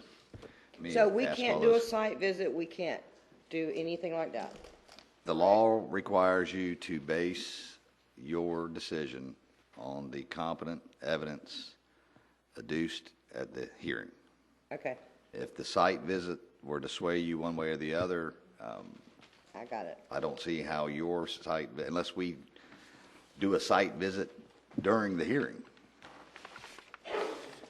So, I mean, it's got to make you unable to base. I want y'all to ride in the Tahoe with me down there to see if I can make that turn. Brian, I won't even ride down Oak Island Drive, okay? But I'm not under oath either. Okay? He's trying to be professional. And I just admonish you guys to remember, like, if you start a discussion, I'm not saying don't be polite, but if you happen to see one of the witnesses on the street and this comes up, stop the discussion, because it needs to happen in here. And if you go to the site, try not to do it to make your mind up. Do it on the evidence based in here. Thank you, Mr. Eads. Thank you, Mayor. Break. Be back.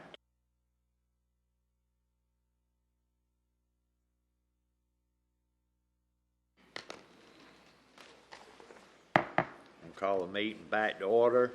Public hearing number 6, the purpose of the public hearing to receive citizens' comments on a text amendment to amend the text in the UDO Article 10, Part 5 lighting to amend the regulations regarding exterior lighting. Lisa, we got any speakers? No, sir, no speakers for that hearing. And I'm pleased to inform the council this is not a quasi-judicial hearing. Bless your heart. Yeah. Not any more pleased than we are. Can't imagine the delight, Counselor. I don't have any speakers, but we do have somebody here for the applicant.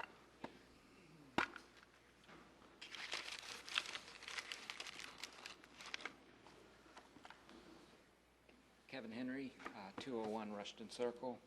We have a PowerPoint presentation, and on this text amendment, we worked closely with Clayton Rivenbark with Brunswick Electric, so it was a joint effort in coming up with this. One page that is not up there that I believe you guys have is the summary of kind of the reasons behind it and the critical points, which unfortunately we didn't get it put up there, but it kind of summarizes that the planning board had already approved it and what it'll do for both the ordinance and just simplifying things.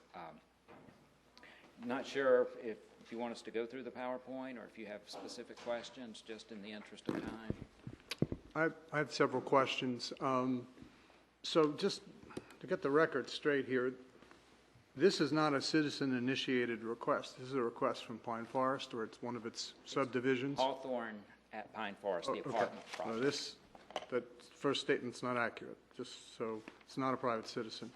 The PowerPoint you mentioned, critical points of consideration, appears on Oak Island official masthead, but that's your product, right?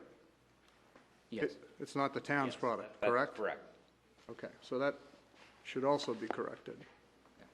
Okay, that notwithstanding, my concern here really goes beyond your request, and so with your indulgence, I just want to speak to Jake for a moment, and I think you'll probably benefit from the conversation.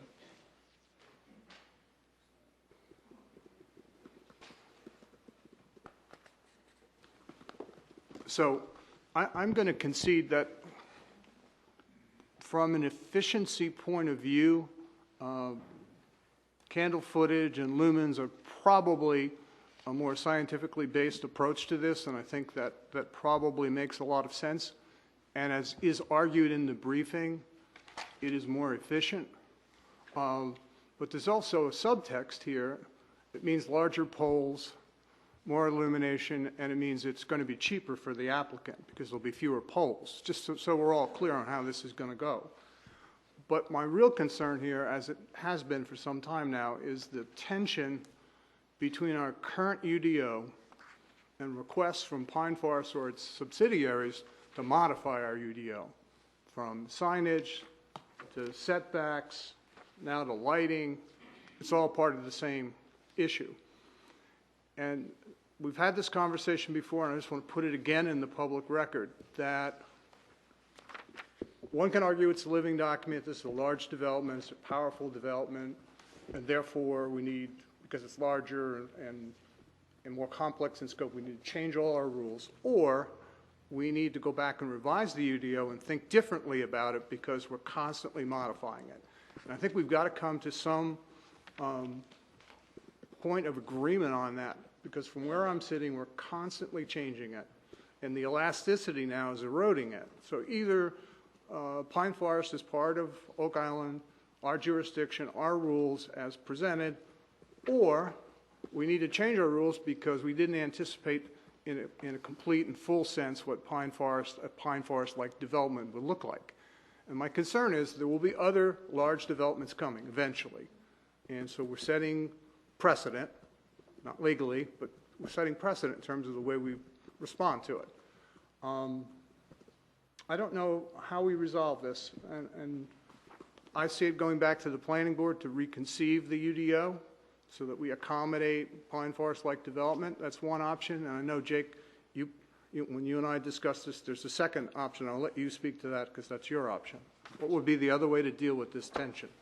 I would not, my personal, and we have talked about this, and we are of a difference of opinion on this topic.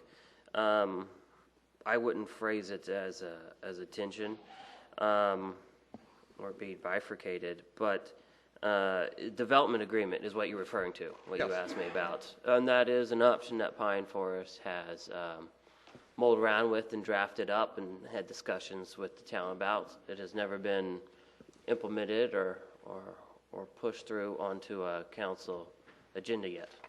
But that is an alternative option that sometimes some developers choose to execute if both parties are amenable.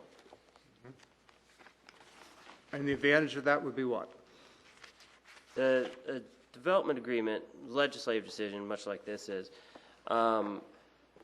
the developer, and there's a whole range within the term development agreement. Some can be very specific and modest.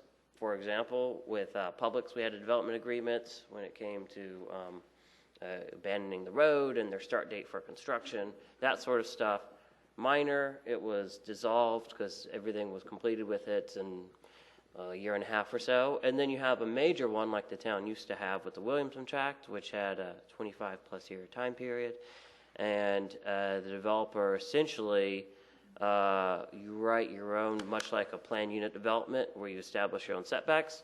You write your own regulations, so to speak, but with the town approval and negotiating and determining would this be good or would that be good, and all parties have to agree to it. And that usurps the local ordinance, so to speak, and that is the gospel for the lifespan of that development, why that development agreement is still active. So while we do disagree about, I characterize it as tension, you can characterize it as a living, breathing thing that's evolving, devolving, whatever it's doing. A development agreement would bring more of the issues to the fore and would not require an avalanche of text amendments to the UDO. Is that correct? It would just supersede it? It's true, with a caveat, which is the development agreement is supposed to be all-inclusive, but there is always the possibility of something not being incorporated into that, and then it found out after the fact, which could result in a revision of a development agreement following the procedures outlined in that development agreement, or anyone has a right if they pay the fee and fill out the paperwork to apply for a text amendment. So property owners, not citizens, but property owners as well, always have that option and avenue available, open to them. They do, but they're less likely to generate the number that a development would. So let me. Yes. Right? I mean, that's just common sense. The agreement would be mutually binding on both parties, correct? It would. Their legal team and our town attorney would review a development agreement before it came before you guys to make sure it had all the B's and Q's and whatnot. Mm-hmm. Counselor, are you familiar with those? I'm very familiar with them. The town of Leland has several, and I've done, I think I did the last one for Oak Island with Publix, and I've done several of them. I would caution you, or caution the council on two things. One, I do not think it's appropriate to override, I don't even know if it's completely lawful to tell you the truth, to override the variance process by way of a development agreement. It depends on the nature of the development. I can see a court finding a case very interesting if a development agreement is riddled with what is otherwise variances from our actual ordinances. Additionally, as Jake, I think, just pointed out, it's unfortunate, but our UDO is relatively new, but it's not novel in the concept that you cannot legislate every possible scenario and every possible land use application. And all of the towns that I represent that have a UDO go through a litany of text amendments. The longer it's on the books, the less text amendments you have. But it's a fact of life. You're going to most likely have at least applications for text amendments, if not needed text amendments. I share your frustration in that. We went through a lot of work, or not me personally, but the town undertook a lot of steps to get citizen input and professionals to help us with the UDO. It is like, it's an organic document, and it will be tweaked from time to time. I don't know what the easy answer is, or the most judicious answer is, but I'm very concerned about going the path of having a development agreement simply codify variances. I mean, if one of a private single-family residents needed a variance, they'd have to fill out the variance application. They'd have to come in, and in a quasi-judicial hearing, they'd have to prove they met the criteria for a variance. So, Good Lord, that would discourage them, wouldn't it? just try to be helpful, council and everyone involved. But it's frustrating, Councilmember Bach. I totally understand, but it is certainly not uncommon. No, well, there's clearly some frustration, but my point is larger than that. It's not about frustration. It's about the best way to go about creating the kind of community that we want through competent, consistent zoning. So it's a much larger thing. And if we have to be a little frustrated to get there, I'm all for that. I was curious to see what your perspective on development agreements would be, and it sounds like the one with Publix, which I wasn't privy to, it was narrow in scope, and therefore you were comfortable with it. Right. Well, and I've done some larger ones in Brunswick County, but by and large, they do two things. They will either freeze, snapshot in time the existing code for that project. Now, that's different than granting a variance. You're saying the rules on the books right now are always going to apply to this development 20 years from now. That's one thing. Saying the rules on the books don't apply to this development is a totally different thing.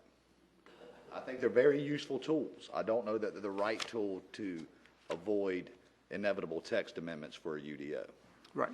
And I would just, and I think, as Jake said, and I have enormous respect for his point of view. There's just a difference of perspective here. I would say, though, that in this elasticity, which is inevitable and probably part of how we grow, if we get too far away from what I would, to use an analogy, original intent, it deviates, and then we end up with something we really don't want. So that's the discussion we're having. Thank you, Jake. I would note in here that the material in the UDO is from 2001 on lighting. So it was about poles and the size of poles. And This is a much more scientifically oriented approach, and that's why I will support this. But my concern is, again, the larger picture of policy. And it's a valid concern. No one wants to waste time and resources to come up with a UDO that has to be tinkered with every other month. And I get your point. I would just say that it happens more often than I'd like to see, for sure. Fair enough. Thank you, Jake. Is there another speaker?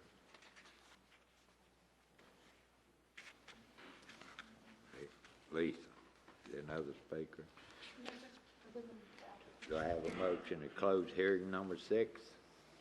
So moved. Oh. Okay. Oh. What? You're entitled to talk, sir. I didn't say that. We have a PowerPoint. Is that in our agenda packet in its entirety? Yeah. Okay. If you want to present it, you're entitled to present it. That's what the public hearing's for. If y'all want to see it, or In the absence of questions, I think we everybody gets to speak here, kind of.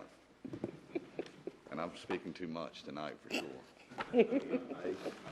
Voting on that?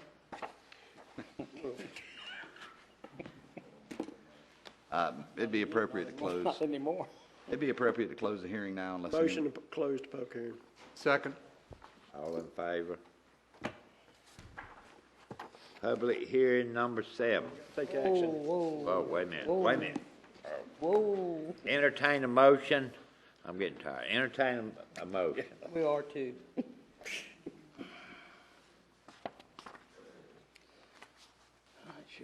I'm ready. I make a motion to approve the proposed text amendment and to adopt the associated plan consistency statement.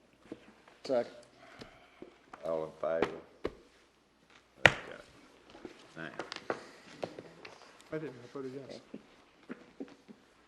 that I would. Public hearing number 7. The purpose of the public hearing is to receive citizens' comment on the text amendment to amend the text in the UDO Article 4, flood damage prevention, section 18-12, Pacific Standard, to permit access only foyers no greater than 299 square foot constructed with flood damage resistance materials in the special flood hazard area. I don't think speakers sign up for that.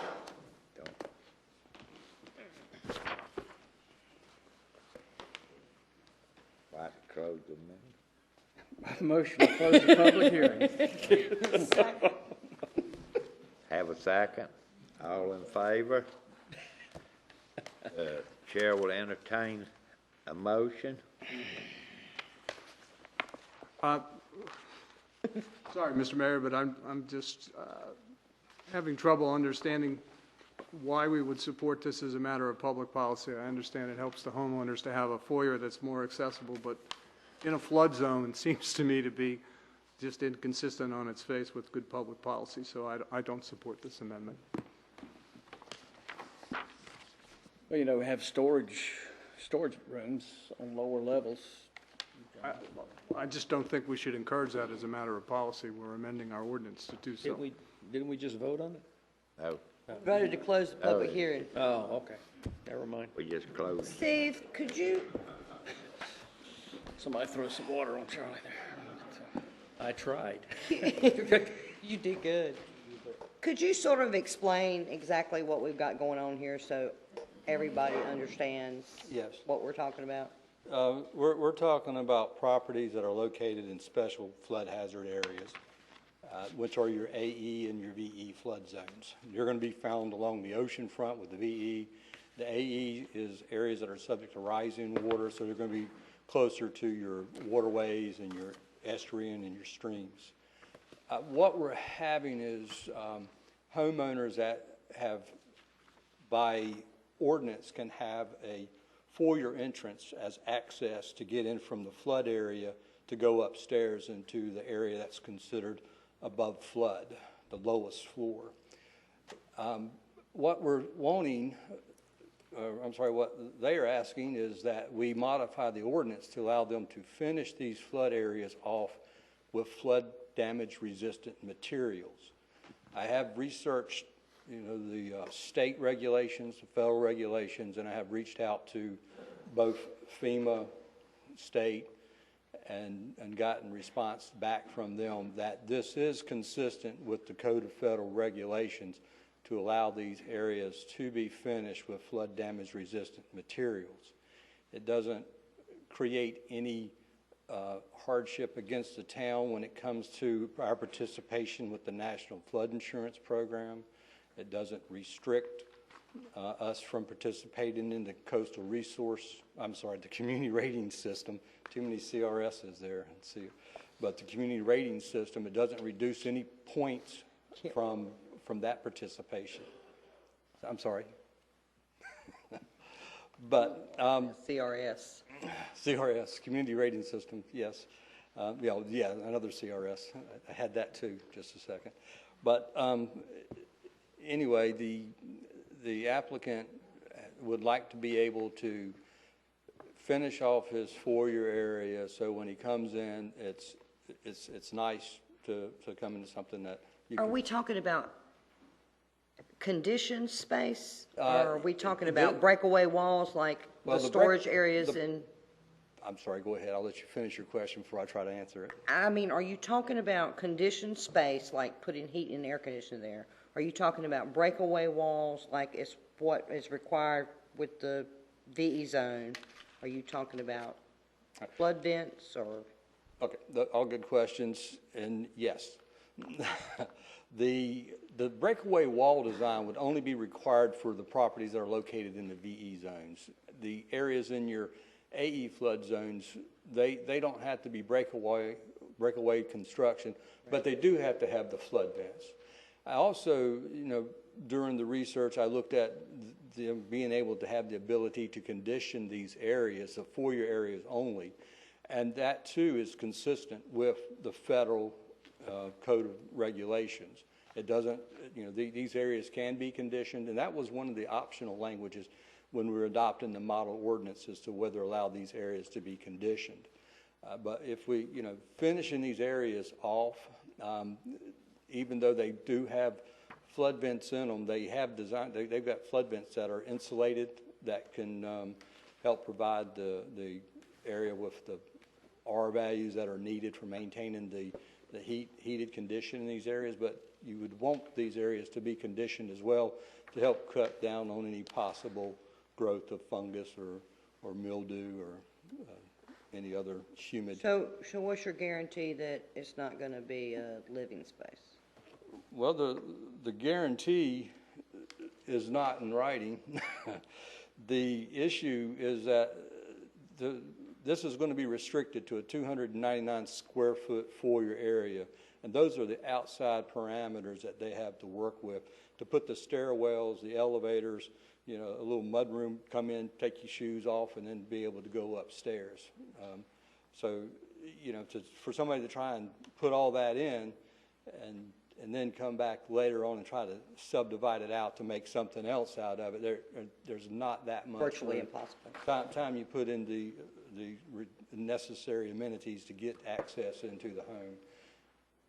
The problem that I have seen in the past is that these homes, new buyers come in, they don't know anything.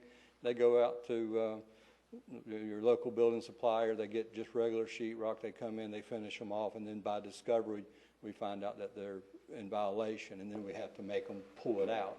And there's no allowance for them to finish it. And there should be an allowance for them to finish it because, again, it doesn't count against the town with our participation in the National Flood Insurance Program. It doesn't hurt the homeowner, and being advised on the proper materials to put down there. Okay, thank you. Mr. Mayor, a couple of questions. I was going to ask you how we came up with that 299 feet, but the other thing is, in your looking into this, Steve, what's the downside on this? Is there any that you came across or what? I was not an advocate at first until I did the research, and because I didn't want it to affect the town's standing with the National Flood Insurance Program or with our community rating system, CRS. And once I did the research, I realized that it doesn't hurt the town. From what I've read and what the responses that I've gotten back from the National Flood Insurance Administrator, to the North Carolina Department of Emergency Management Coordinator, and then to our ISO CRS FEMA representative that does our CRS ratings for the town. They had no, they didn't have any negative comments other than just be sure that they don't change that use down there to where it would become the lowest floor. And is this recorded on the deed too? We do have what's called a non-conversion agreement, and that's always, we have allowed the contractor to submit it during construction, but now I'm requiring it before permitting, that they sign these non-conversion agreements. So before we issue a building permit, we will have these non-conversion agreements recorded and made part of the permanent record for the flood documentation. There you go. Okay. We've, if I may, Steve, Steve and I discussed, well, actually, Lisa, Dave, Steve and I discussed, and Jake, the NFIP concern, and in the very beginning, we tie the lowest floor definition to FEMA's definition, and that should ensure that we won't lose any points if the council's inclined to adopt this. Yes. Say that accurately, because there's a lot of acronyms going on. Yes, and I did tie it to the FEMA definitions. Right, and you can see it, it's in the highlighted part in the first one. So, I mean, this is not something that, Steve put a lot of work into it, and after he did all that work, then we debated a little bit of it as last week or whenever we met, so.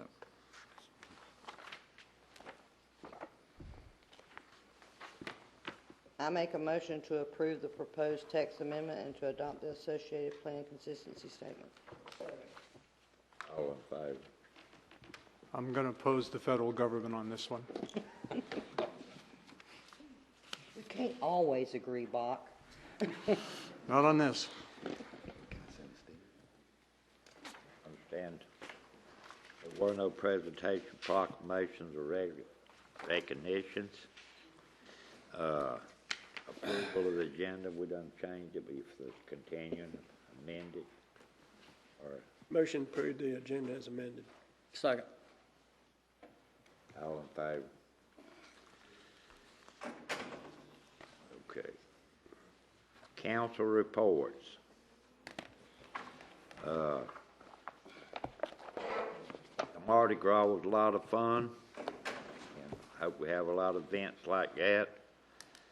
The Brunswick Senior Resources have indicated that they might be willing to feed at the community center on Fridays also. They do Monday, Tuesday, Wednesday, and Thursday. They said they think they will do Friday, and I'm hoping that they will. I'm going to follow up with them. Hope we can get that done. You lost me. At the community center. They feed the elderly Monday, Tuesday, Okay. Wednesday, and Thursday. We're trying to get them to feed them on Friday. And I think they've agreed to do that, hopefully. We're going to know. And that's it for me. Well, I think crisis planning is probably on everyone's mind if you're watching the news. And a little more than a week ago, I did call the mayor and asked him to begin outreach on an interlocal, interagency basis. It would appear that crisis planning is the order of the day, and crisis planning is multifaceted. It involves resources, it involves personnel, it involves interagency coordination, it may involve plans which disrupt the normal flow of things. And so I'm pleased that the mayor took some steps, and I'll let him comment on what his conversations have been like, and also ask Mr. Kelly just to comment a little bit, since the coronavirus seems to be intensifying in North Carolina, across the country. And unfortunately, these are contingencies that we need to think about, and think about now. And hopefully we've made some initial steps. So Mr. Mayor, or Mr. Kelly, whatever you can add to that. I talked to Dr. Joe Hayden. He's the mayor at Southport, and he met with all the mayors in the area, and it's just going to evolve and see what happens. They said the normal stuff: wash your hands, don't touch your face. I know at the hospital over there, they don't wear the mask, they put the mask on the patients, is what he's saying.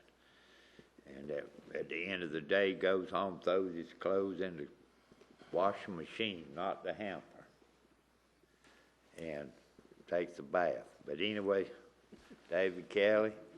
Yes, sir. David doesn't take baths. Attorneys don't either. So we also reached out to Mayor Hayden over in Southport. We've known him for many years. And what we've tried to do is reach out to make a coalition between the different townships in our area. We've reached out to the other managers, and we're going to start working on one unified plan and one unified statement for all the municipalities to be saying in our area. Dr. Hayden said that he is associated with Dozier Hospital, but we will reach out to Novant to be working with them too, because of our island. Some of our people will be going to Novant. So it is a work in progress that we have going there. We've been sending out the county information. We reviewed our personnel policy. HR, Debbie, has sent out information about our sick leave, and if you need to stay home if you're sick or got a fever, the town understands that. If you have someone sick in your family and you need to stay home, we're recommending that you stay home to take care of your family. We don't need you to come back with it as well, because it can hang around for a while before you are active. So we are doing those kind of things in-house. Rose has been ordering supplies for us. As you know, everybody else was ordering supplies and going by everything off the shelves as fast as they knew. So we've been doing those kind of things here at Town Hall, and things are slowly coming in. So we are emphasizing the same things that the mayor said about the hygiene and washing the hands. We're wiping down door handles, keeping things clean. At least had the piers cleaning the handrails and stuff at the pier, and those kind of things, keeping the bathrooms clean. And so we're doing what we can at this time to sort of fight it on a daily basis. I've asked Speedy and Chris to be able to address it on the fire and the police issues, because they've been handling things a little differently within their departments. Thank you, gentlemen, for doing that, and I know most of you are probably following this, so one of the issues will be personnel. And in Washington, 25% of a police force is already down, 50% of fire department. So we need to begin thinking in ways that we probably haven't thought before about reallocating manpower, finding resources, and beginning to develop those kind of contingency plans. So thank you, gentlemen, for leading that charge. Yeah. One good thing is we are, well, not a good thing, but we do have to handle hurricanes, so we are used to staffing. We do switch staffs up. We'll go 1, 2, and 3, and then A, B, and C, and D for the police. And we'll send some away, and then we'll keep some on staff. So we are sort of have a contingency plan built in for those kind of manpower things currently. So we would just go back to working those kind of things. Chris has already emphasized through his departments on the procedures for them to arrive on scene and what they need to do. And basically, just like the mayor said, we give them the mask to take care of them, and we wear the air tanks or whatever we need to wear, the respirators. Speedy and them is doing the same things in their department. So we are trying to be as safe for the public as we can be, and to make them safe as well. Again, thank you for that, and we may have some very difficult decisions ahead of us in terms of canceling events or holding events for that matter. So yes, I know you're thinking about that as well. Me? I do want to thank everybody, thank staff for the wonderful Mardi Gras parade. I'm not going to do the gloom and doom thing. March 20th, don't forget Live and Local, 4 to 7:30 at Middleton Park. Music, food, vendors. Council also has 2 budget workshops scheduled for April the 9th and April the 24th, both from 1 to 4 at 8:01. 9th and the 23rd? Is that right? Yes. Just checking. Yes, okay. Okay, I'm done. Thank you. You're welcome. Got a few things, Mr. Mayor, here. First of all, I want to congratulate Jeff Weinkoff on running a good, clean campaign. And Jeff, I can't say I'm sorry you lost, but I'm glad you're here with us. So anyway, it was a great effort. It was a great effort, pal. Parks and Recreation, there's an Easter egg hunt at 10 o'clock at Bill Smith Park on April the 11th. April 24th is Earth Day Festival, 10 to 2 at Middleton Park. And we have the Friends of Oak Island Parks, which is a 501c program that was started. And it's for people to donate, and it goes directly to Parks and Recreation projects and different things.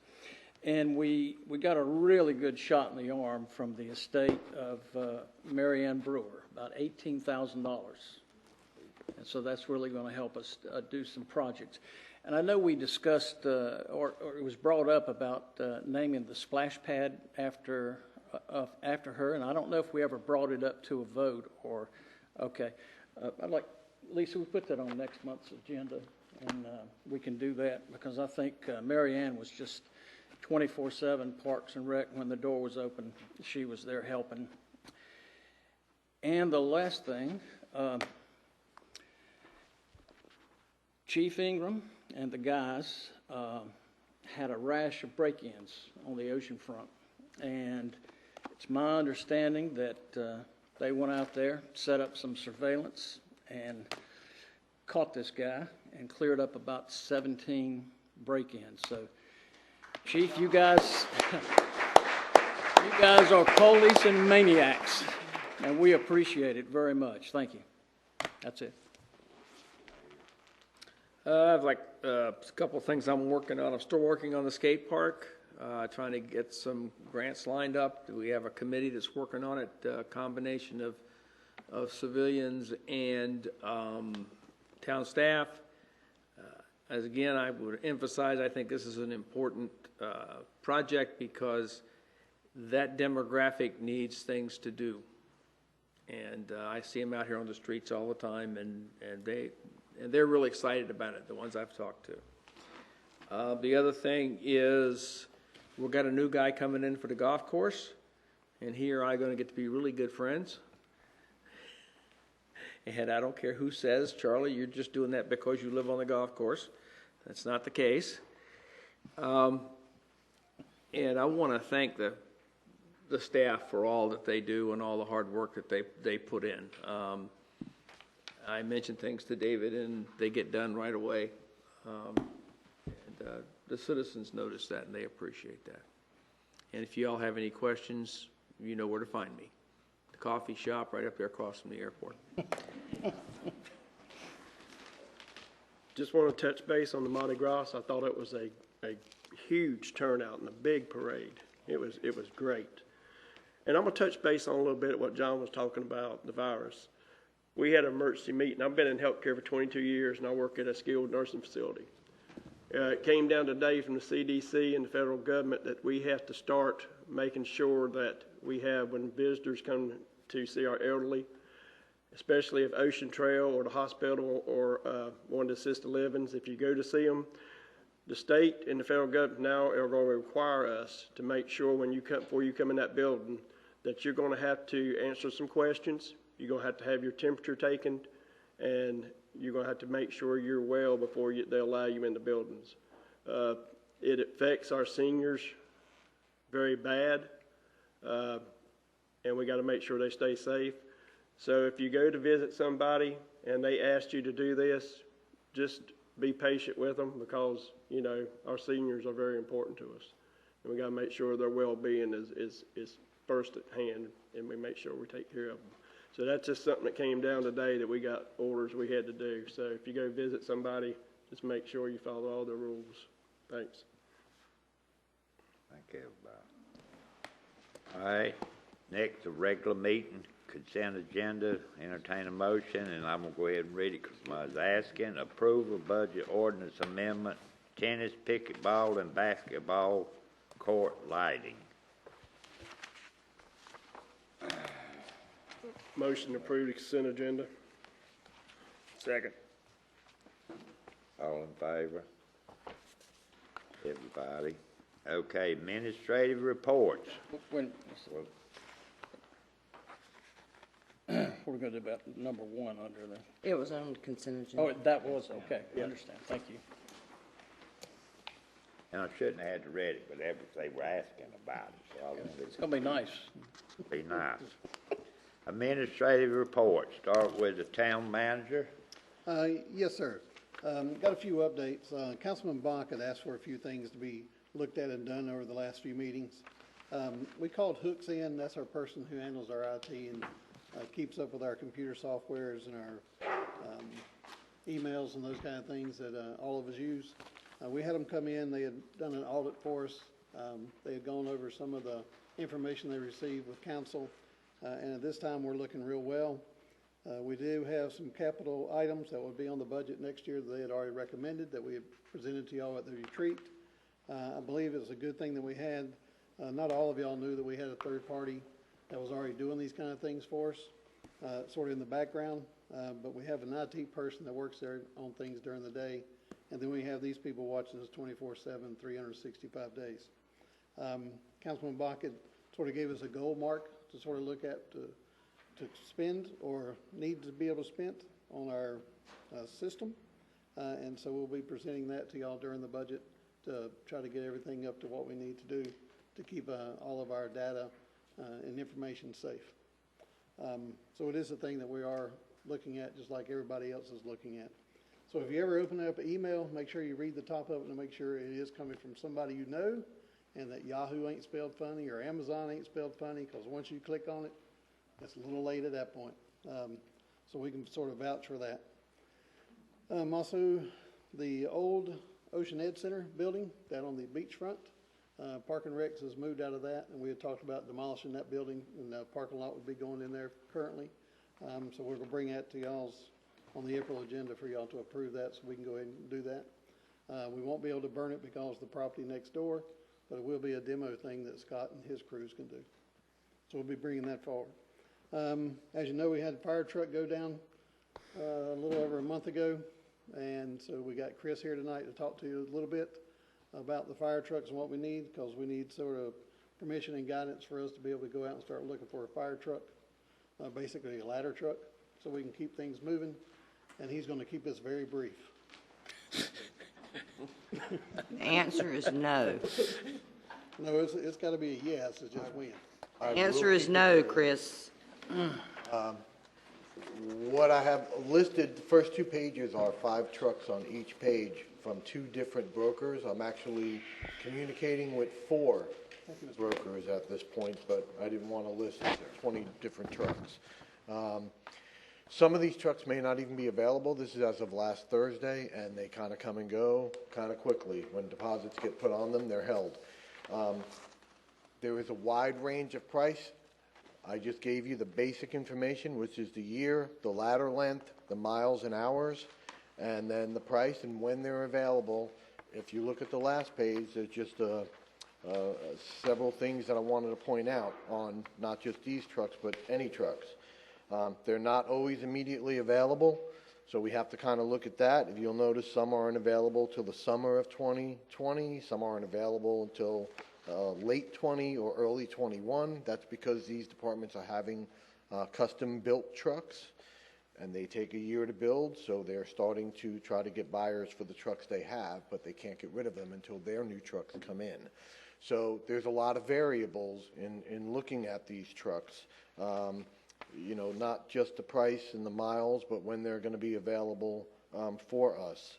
So the main things are that we need to have your permission to move forward and start looking and seriously addressing looking at some trucks which will involve travel. Most of these brokered trucks, most of these are brokered. They have brokers for these trucks, just like a realtor. They're not very many that are for sale by owners or fire departments or municipal towns. The exact location of these trucks are not always released. They could be anywhere, anywhere across the country. Obviously, we don't want to go to the West Coast to look at a truck, so I can get them to narrow it down to the East Coast and Georgia and West Virginia and, you know, that kind of thing.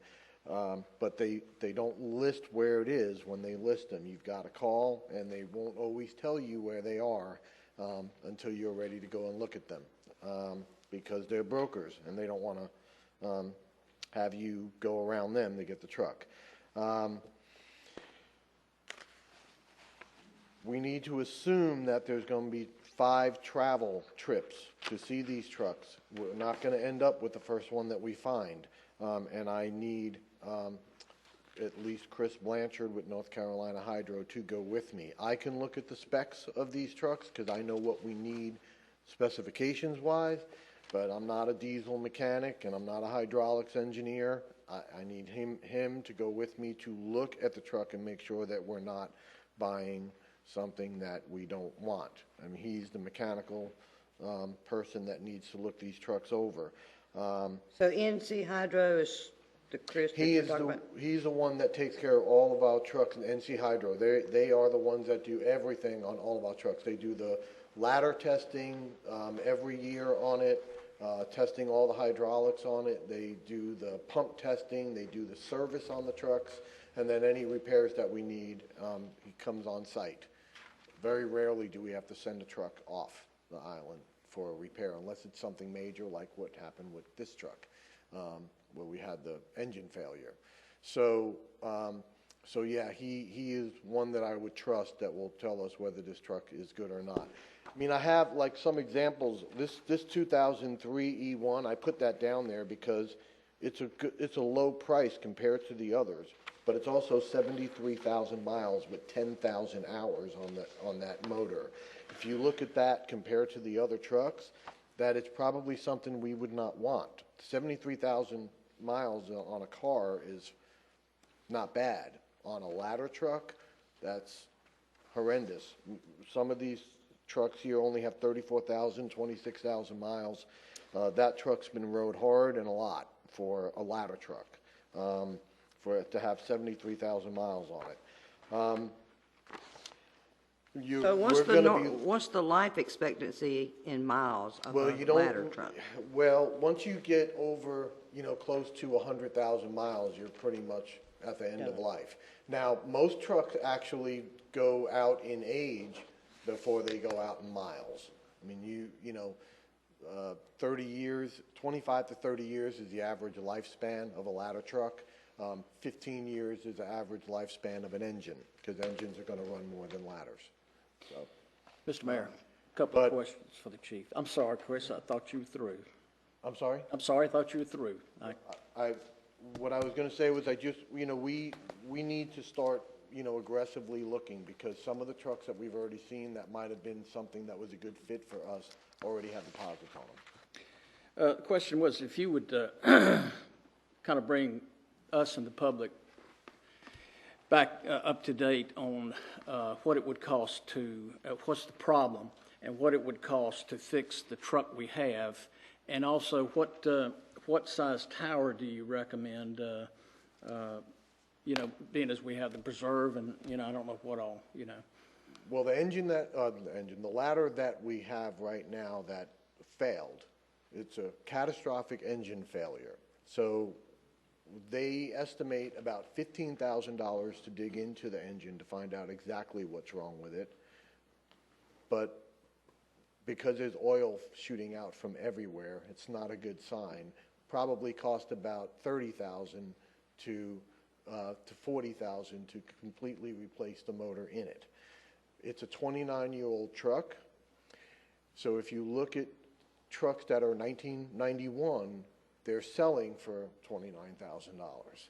So there's really no point in putting the money into that kind of truck. And it's an 85-foot length, by the way. So if we did something like that, then what happens if the entire hydraulic system goes next year? Then we just spent $40,000 on a truck that's not worth $30,000, and now we don't have a working truck again. So we really just need to leave that well enough alone and look, because the other ladder that we have is a 1999, so it's not so far behind. And how much is a new ladder truck? A brand new ladder truck, 1.2 to 1.5 million for a brand new ladder truck, depending on the exact. It was just a question. Don't panic. And we've had a certified diesel mechanic, and he's just kind of gave it that, and that's as far as we've gone. Yeah. With that truck, yes. So you asked me about the size of the ladder, what we needed?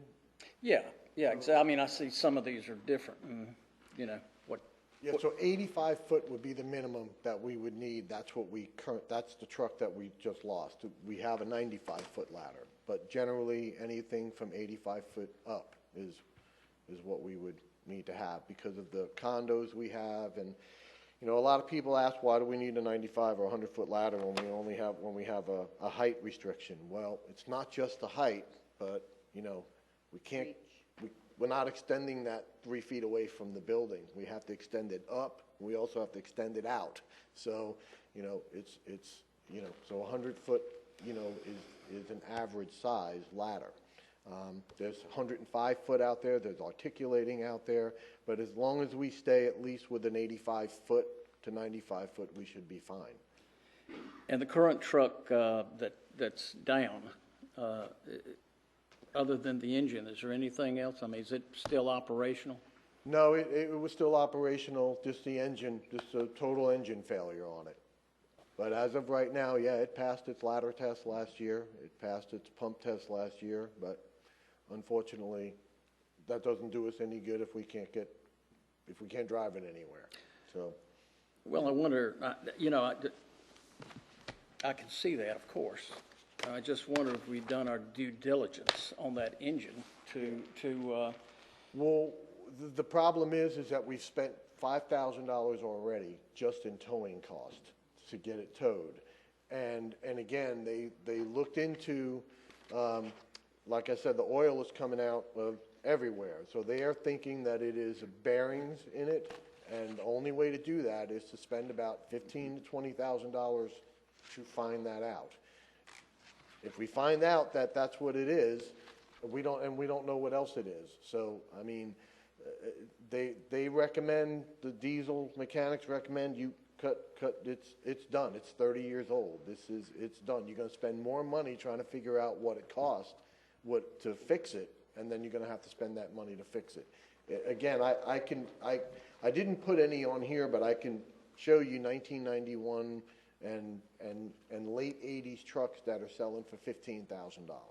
So why are we going to spend 30 to find out we got to spend another 30 on a truck that's doesn't have a street value of $30,000? So, let me, I'm sorry. No, I'm finished. Go Let me take it in a slightly different direction, and I understand what my colleague is asking about, whether or not this could be revitalized, and that might be a near-term investment versus a longer-term investment. But the way I'm looking at this, you're giving us a range of ladder heights that you could accept that runs from $220,000 to $500,000. So it begs the question of how you see it long-term. You want a truck we want a truck that's affordable, obviously, that meets our needs, and that is going to last 10, 15 years. I mean, what is your conception of the value for that expenditure? I'm looking for a truck that's going to last us 15 to 20 years. All right, so we're looking at anything that is, 10 to 15 years old. The truck, that 1991 truck that we bought lasted us 7 years. It cost us $35,000. I mean, so we got our money's worth out of that truck. Okay, so like I said, the thing for me is we could spend $250,000 on a truck that'll last us 10 years. And right. If we do that 3 times, we've spent under $1 million. Well, that's exactly what I don't want to do. If we're forced, if you will, to commit to this expenditure, I don't want to repeat the same mistake over and over again. So, for example, 01, 03, I think 99, we can rule those out. To me, they're not going to be good investments. Right. We're going to save money. We're going to get a cheaper truck. Probably isn't going to last. So I would ask that you reconfigure this to the middle of the range where you feel you can get a good price, a good truck that's serviceable, that's going to last 10 years, right? Because for one, I'm not going to buy a 99 car, right? Yeah, so I know you're showing us a range of prices, but frankly, some of these down in the lower range seem to me to bring a lot of risk with them.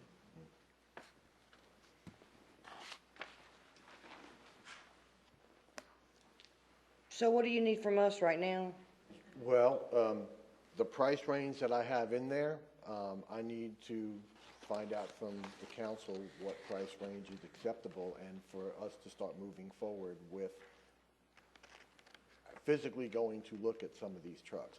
And again, there's more trucks out there than what's on here, and some of these may not be available as of today. Like I said, so I just need direction from the council and approval from the council for me to communicate with the town manager and move forward with starting to go look at some of available trucks that potentially fit our needs within that price range that you're willing to spend. We just got to go start looking. We need some kind of threshold that you would like us to start looking at. Understand what Councilman Bach and Councilman Scott said. If there's a price range or a year range or something that we need to stay within, and then also we have dollar amounts that we can get from Hatton to see what we can we have been putting money back for the last few years for trucks that we can utilize some of this money for, but it's not for all of it. So we just need a sort of a comfortable number, because these trucks do get put on hold, do get sold, and by the time we go to the next meeting and come back to you and say, hey, we found a truck, it may not even be sitting there anymore. And we did take it to a third party to have the engine analyzed. We did pay for the extra towing to take it over to Wilmington, to get the engine analyzed to see what was wrong with it. We didn't utilize our own people or anything on this because we knew what we were looking at. And they wrote up a full report and everything and told us that just to start tearing it down was the number that Chris was talking about, just to see if we wanted to spend the $15,000 for them to break it down and then tell us what's wrong with it. And so we decided we would come back to y'all and let you know where we were to sort of see where y'all wanted us to go. Okay, Mr. Manager, let's put it on you. What do you recommend? I think we need to get going looking for a fire truck. Okay, I'm talking about the price. Dollar-wise? Dollar-wise, yes, sir. In between the 200 and 400 range. And something that's gonna last at least 15 years.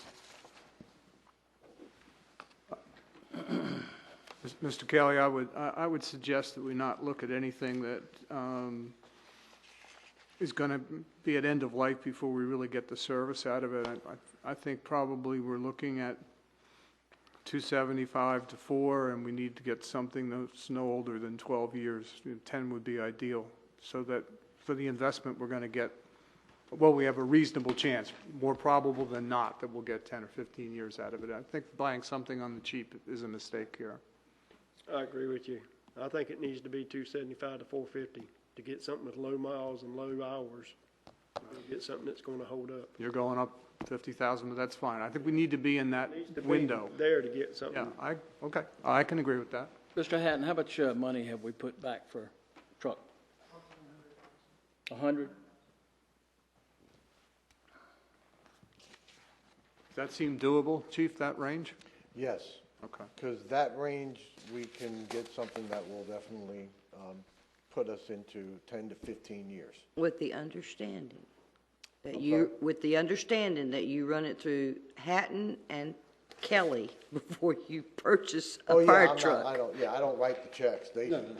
no. We'll let y'all know exactly what's going on every time he goes and looks. And if we need to put an offer down or something, we'll make sure that we contact every one of y'all first and see if we need to have a special meeting or what we need to do to get something done. So, Chief, when you say these are brokered sales, I assume there are competitive bidders? Yes. So theoretically, we could submit a bid and someone could... Oh, absolutely, yeah. Yeah, so we may have to... Yeah, we could always make, just like buying a house, we make an offer. So that range gives you some flexibility. That's what I'm trying to give you here. Yes, sir. Yeah. Is this a consensus or need a motion on it? You'll need to make a motion. Huh? Consensus. Just consensus? Just a consensus, we're not spending any money Okay, yet. yeah, I'm on board, sure. Me too. Okay, 300 to 450. We're good. Thank you. Mr. Eads, you're next. Thank you, Mayor and Council. As you will likely recall on, I believe it was January 2nd, or excuse me, February 4th of this year, we argued the sewer district fee matter before the North Carolina Supreme Court. We prevailed in that case at the trial level. The Court of Appeals reversed the trial court 2-1 with a 1 written dissent, and since we had that written dissent, we had a right to appeal that opinion to the North Carolina Supreme Court, which we did. 24 days after they heard the argument, they issued a per curiam opinion, which is, I believe, Latin for unanimous, reversing the North Carolina Court of Appeals on the ground stated in the dissenting Court of Appeal justice's opinion. And that opinion that they are now adopted found that the town of Oak Island acted lawfully with respect to its charging and collection of the sewer district fee.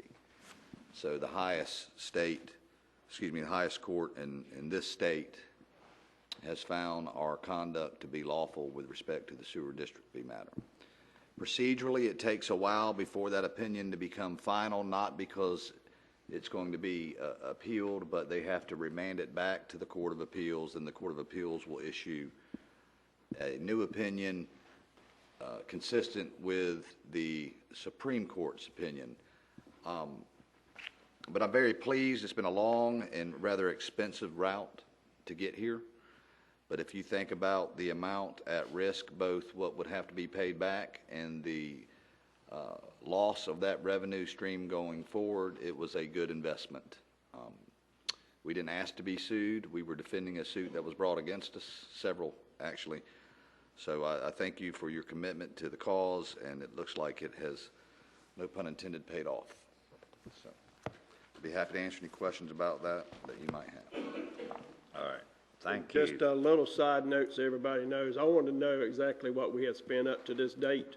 So far, we've had to spend $360,000 just to defend the town and the citizens. And it's going to be more than that time we get through with the rest of the lawyer fees. So we have to pay that, all of us, for these lawsuits. We hired one of the a firm out of Raleigh. That I don't want the public to think that my I wish on one case I billed $300 and got paid for it. No, we hired a very competent firm out of Raleigh, where they have several offices that have been instrumental in getting this victory.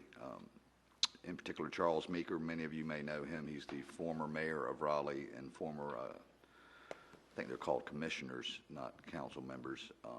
He was served as elected official for over 10 years, and he's a phenomenal lawyer as well. So is there a way for us to recoup those attorney fees, or is that something we need to discuss in closed session? I'll go ahead and get the expectations where they need to be, and I'm not going to give legal advice. I'm just going to talk hypothetically. We may be able to recoup our costs, which are like court reporter costs and postage and mileage, things like that. I'm not aware of a fee shifting statute on this issue, particularly given the North Carolina Court of Appeals reversal of the trial court. I think it would be a high bar to get fees. We've looked at it. I can't tell you sitting here today that we are definitely going to get fees. Likewise, can't tell you that we are definitely not going to get fees. Costs, I think we have a good chance to get costs. Thank you. Thank you. Old business. Consideration of contract with DE Associates Beef Nourishment Funding Options. Okay. Mr. Kelly. Yes. Sorry about that. Back in 2017, I believe was the last time that we discussed the sand projects. Since then, we've seen different things happen. Moffett Nichols has been bringing the monthly reports and quarterly reports, making a few presentations. We have 3 different phases of contracts with him. We're in phase 1 currently. And what he was supposed to do is he's supposed to go out and find sand. We've located the sand off of Ballhead. So we're looking at getting that permitted. So we need to start taking our next steps and see if what we're going to do or how we're going to be able to fund the projects coming forward. So it's time for us to bring this back in front of council. Doug Carter and his group worked well with us last time, and they've also worked with us on the sewer issue before. So we do have a good working relationship, and they know the town. They know our finances, and I believe we can get them back on board and get things moving pretty rapidly to be able to try to get something in this budget cycle so we can see exactly what we need to do. And that's what's before you. What was their recommendation last time, David? They presented sort of like 3 or 4 different folds. They looked at assessment, they looked at taxes, they looked at bonds. They did a variety of things. They looked at a 4-year sort of threshold, so we could have 4 years to be able to obtain the monies. If we did an assessment, we'd have the 3 years to get the money, then do the project at the end. So they looked at several things, and we never got that far to have a formal presentation at the very end. We decided, I think he did a sand tax 2 years ago or 3 years ago, was implemented, and y'all have been sort of moving that along as y'all see fit. One of the recommendations, wasn't it was it 10-cent tax increase for everybody in town? At the beginning, I think Mr. Medlin or Councilman Medlin made that motion the first year. They were looking at having a 10-cent tax. And I believe they did a 1 cent the first year, then it went up a little bit. And then last year you set the 3 cent? Yep. So you have sort of been moving that away. With that said, the plans and stuff they had presented was calculated with the 10 cent, 10 cent, 10 cent, 10 cent. So you sort of see where we are. We are nowhere near there. So, not being on council, but having had the opportunity to read the report, as I recall, their preeminent recommendation was to use a hybrid model which incorporated assessment and bonding as much of it as possible. That would provide us with the lowest cost and the most available sand. And since then, we've done some things incrementally, but this is really about a large-scale plan to renourish the beach. And either we're going to come up with a funding mechanism and a plan that we can all support and move forward, or we need to stop paying engineering fees to locate sand. I mean, this is a point of decision. So I would be interested to see how much their recommendations are going to vary. I suspect they will a bit because conditions have varied. Probably the cost of sand has gone up. But ultimately, we need to decide if this is the #1 priority and we're going to move forward with a multi-year plan, how we pay for it. And so from that basis, I would support having Carter back so that we at least have the options in front of us and we can see what they are. Any more discussion? I just highly recommend, if you're going to look at a consultant to explore financing options, you can't find much better than, if at all better than Doug Carter. He has a very good rapport with the local government commission and outside of the box type thinker, and I think he's focused on the least impact to the taxpayer. Will this be a one-time, if we decide which plan we would go with, he'll continue with that plan out? Yes, It's all inclusive. that's what it says.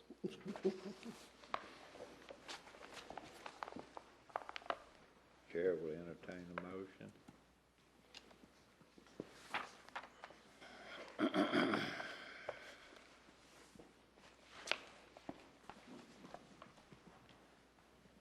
I'll make a motion that council approve the agreement with DEC Associates for advisory services for beach renourishment shoreline protection project for a fee not to exceed $35,000 and direct staff to execute the agreement. Second. All in favor? Next item of business, old business, consideration of the easement agreement with Seabiscuit Wildlife Shelter Incorporated. That's the bird sanctuary. Yes, sir. So what we have is Bill Smith Park, and we have Duke Power that owns some property behind it. She had came to y'all and asked for y'all consideration and everything a little over a year ago. So we've worked out the ways for her to be able to get into the property and for her to be able to get the utilities in. And so that is what she is asking for you at this time, so she can continue the work on what is needed here before you. Any discussion? Chair entertain a motion. I make a motion to approve the easement agreement with Seabiscuit Wildlife Shelter as presented. Second. All in favor?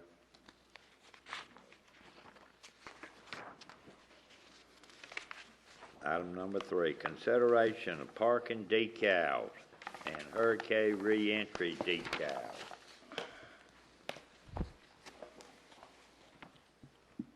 Take it away, Bach. I'd be happy to start, Mr. Mayor. So, obviously, there's been a great deal of interest and no small amount of passion about this. And I think that before we dive into the details, there are some misconceptions that really need to be clarified and eliminated. So this came up originally as a point of discussion in the retreat. I moved to table it. It was tabled. It was not resurrected at the next board meeting. And as I indicated last month, I found it way too much. And particularly the reentry plan was troubling. And I think it needed to be modified. So in lieu of that, and in lieu of the need for us to look at this in the round, I asked the administration to put together a list of questions that the public had generated, and they've done so, and thank you, Mr. Kelly, for doing that. And there are a number of questions in the packet, if you saw it online, questions that were asked by citizens. From my point of view, I would support and recommend a 2-year decal, maintaining the current system because it's the only thing we have, for $10. I would say that those who buy the decal do so on an optional basis. If you prefer to have a decal for parking, fine. In addition, if you buy that decal, because you are pre-registered, you get expedited return on the island to the extent we can provide that. Everyone else is under no obligation to buy a decal. They can produce ownership, residence, as the current policy suggests, they can be remitted to the island. That line, I suspect, will be a little longer, but that's a decision that citizens get to make. I think the rest of this, we need to reset. And so if you went through the questions, they are, I think, answered by maintaining the current system, allowing people to opt in if they choose to do so, and we are expanding the number of spaces available, continuing a policy from, I'm going to say, 2010, and also simplifying the return on the bridges in the event which we should have a hurricane. So I think that's the most sensible way rather than spending a lot of time on this and getting twisted around. The other thing I will say, and this has come up tonight again, to my chagrin, paid parking has been litigated, not once, not twice, thrice, and last year was defeated, regardless of the presentation, defeated in the election. So people clamoring for paid parking, you're late to the game. And there isn't a system that we can devise on the spur of the moment. That needs to be thought out, needs to be part of a comprehensive plan about traffic management, property management, safety, and a whole lot of other things. And I'm perfectly willing to work on that. But there are no instant solutions to generate money from people traveling on the island. There are long-term solutions, but we're going to have to identify those and work towards those. So that's my sense of it. I don't know if council wants to go through each one of the questions which are generated. I don't see that we need to do that. I will say, Mr. Kelly, and this was new and interesting, and I'll just share it with the public. So the question is, should the town have a mainland office to provide support to residents returning to the island, and lists a number of things that would be available at such a temporary office: video display, information about services available, et cetera, et cetera. And that is interesting to me, and I think at some point we could probably talk further about how we could help people get back on the island, what information we would give them. And I'm assuming this would be a temporary office of some kind, not something we're buying, but just a way to help citizens returning to know what's available, what isn't. I will also say, before I turn it over to my colleagues, I thought the drone project was immensely helpful. And for those who accessed it, provided you with a clear view of your house. And I don't know who was responsible for that, but that was really a godsend. I think it may have been Kyle. That was really useful, and we should do that again. So that's my take on it. I don't know if my colleagues want to respond to these questions in here. So basically, from our point of view, staff needs to know how much parking stickers are going to be and what months they will cover. Correct? And what you're recommending is $10 for 2 years. Maintains the same price structure. Same price structure, everything's still the same. And we have the little parking attendants that are going to make sure that nobody parks in resident parking spaces that are not supposed to be there. Correct, Speedy? I see you back there. So the only question I have about what you've presented is, since we are already into March, how about $10 for a year and a half? In other words, I'm trying to do, and then do $5 a year. If it makes it easier for staff to be able to cut that. Yeah. We would like, I mean, right now, the current policy is 2 years, and you started it, and it ended September, whatever day it was, back in 2019, and we've allowed them to keep the stickers till present. If you stopped it on December 31st of 2021, then we could go on an annual basis and we could sort of clean it up and keep it Annual basis. on an annual basis. And we would And get, then you'd know what color sticker you needed for what every year. yes. I'm okay with that. Okay. And just so everyone knows, the numbers here are, census to determine new numbers, but the numbers we're working with are 8,000 residents and 4,000 stickers were purchased. So that's what you're looking at. Every other person purchased it, and clearly it was affordable, it seemed to work. And you don't have to buy a sticker. You don't have to park right at the beach. You can park across the street and walk if that's what you so choose to do. You don't have to buy a sticker. So, if it's safe enough for our residents to come back, how about non-resident property owners?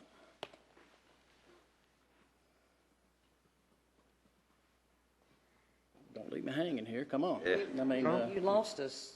When it's safe enough for everybody to come back, people wanting to come check on their property should be able to come back and check on their property. are we currently selling to non-resident property owners? Or just residents? Residents. Right, okay. That's my point. I'm saying if it's safe enough for our residents Oh, to come okay. back, I'm following you now. Yeah, okay. should we allow the non-residential property owners to have the same privilege? That's To my buy point. stickers Yes. for parking, Yes. is what you're saying. Yes, Okay. and getting back on the island, yes. Well, to re-enter, they just need identification. But if they wanted to come down and park, sure. And if they want to get on the fast track to get back on the island, you need the sticker. I was like, well, I don't know how fast it's going to be, but like TSA, yeah. If you have a sticker and you have a license, It you're going to would be get. certainly faster than sitting in the line, somebody fumbling, looking around for his license and his Yeah. tax bill, and then you I all the have way no back objection. down If to they- Bolivia somewhere. They own property here, they pay taxes, I have no objection to that. Well, I just wanted to make sure it's just one sticker, so you ain't putting them everywhere. No. It don't matter what you call them. Nope. No. One sticker. One sticker.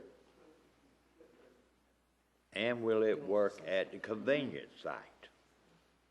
It will work for parking. Should It will work. work for hurricane re-entry. It could work for the convenience site. It should be an easy identification. It's a good idea. Easy identification. The convenience site, that's a really good idea. And Chief, you have anything you want to say?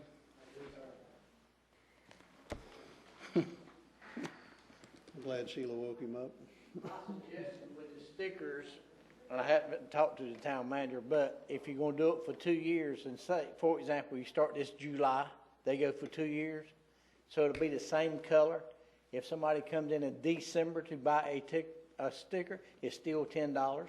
If they come in next year and it's June, it's still $10, but it runs out at the same time, so the stickers will be the same. Color so for we the can calendar enforce year. it. Yes. I'm glad I did wake you up, because I think we discussed that before, while you were still sleeping. Time they don't change that sticker. No. And if they come in later, they still got to pay the $10. That's what we said. And do you think it would, The same color, so the officers will know how to write the ticket. Chief, do you think it would expedite people getting back on the island? Well, if we gonna be, when the bridge, in my opinion, when the bridge is open, the bridge is open. Right. You can come back. Right. If it's open only for residents, as soon as the storm about them getting in here and checking their business, yes, we're gonna check their driver's license and let them in. If they have a local license, they can come. With their sticker. Like Mr. Bott was talking about, if they have that sticker and we know for sure they are, because they bought one, they can be in one lane. Right. And they coming on, the lane over here, we're gonna make sure that you do live here or you own property before you are coming in. The way this works is there's 2 lanes of entry coming to the island. Yeah. The inside lane or the outside, well, it'll be the outside lane. When they're coming in, the police or whoever volunteer will be shuttling everybody with a sticker to that lane. Anybody without a sticker will go to the inside lane. They're the ones that are gonna have to produce the identification, the water bill or tax bill. So that line won't be moving as fast as the other line, but the other line, when they get up to the police officer or fireman, they are gonna stop them. They'll look in the card, they'll check that one driver's license, make sure the sticker's valid, and then they will proceed on The other car, as long as they have the water bill, tax bill, driver's license, whatever those things were established last year that you needed, when they have that, they're coming on board. That's it. And those people didn't have to pay anything. And you don't have to have one. Chair would entertain a motion. You want to frame it up? Well, Go ahead. Go ahead. I move, Mr. Mayor, that parking stickers be $10 for 2 years, and that non-resident property owners have the opportunity to purchase them as well. One uniform sticker from July to July, is that right? July to December of 20. We would like to make it current. We will order the new stickers Okay, to December 31st of 2021. okay. Thank you. And then start issuing them in Well, I January want for the to next. compound the motion. Okay. Thank you. Did you get that, Lisa? Second. Thank you. All in favor? Pass.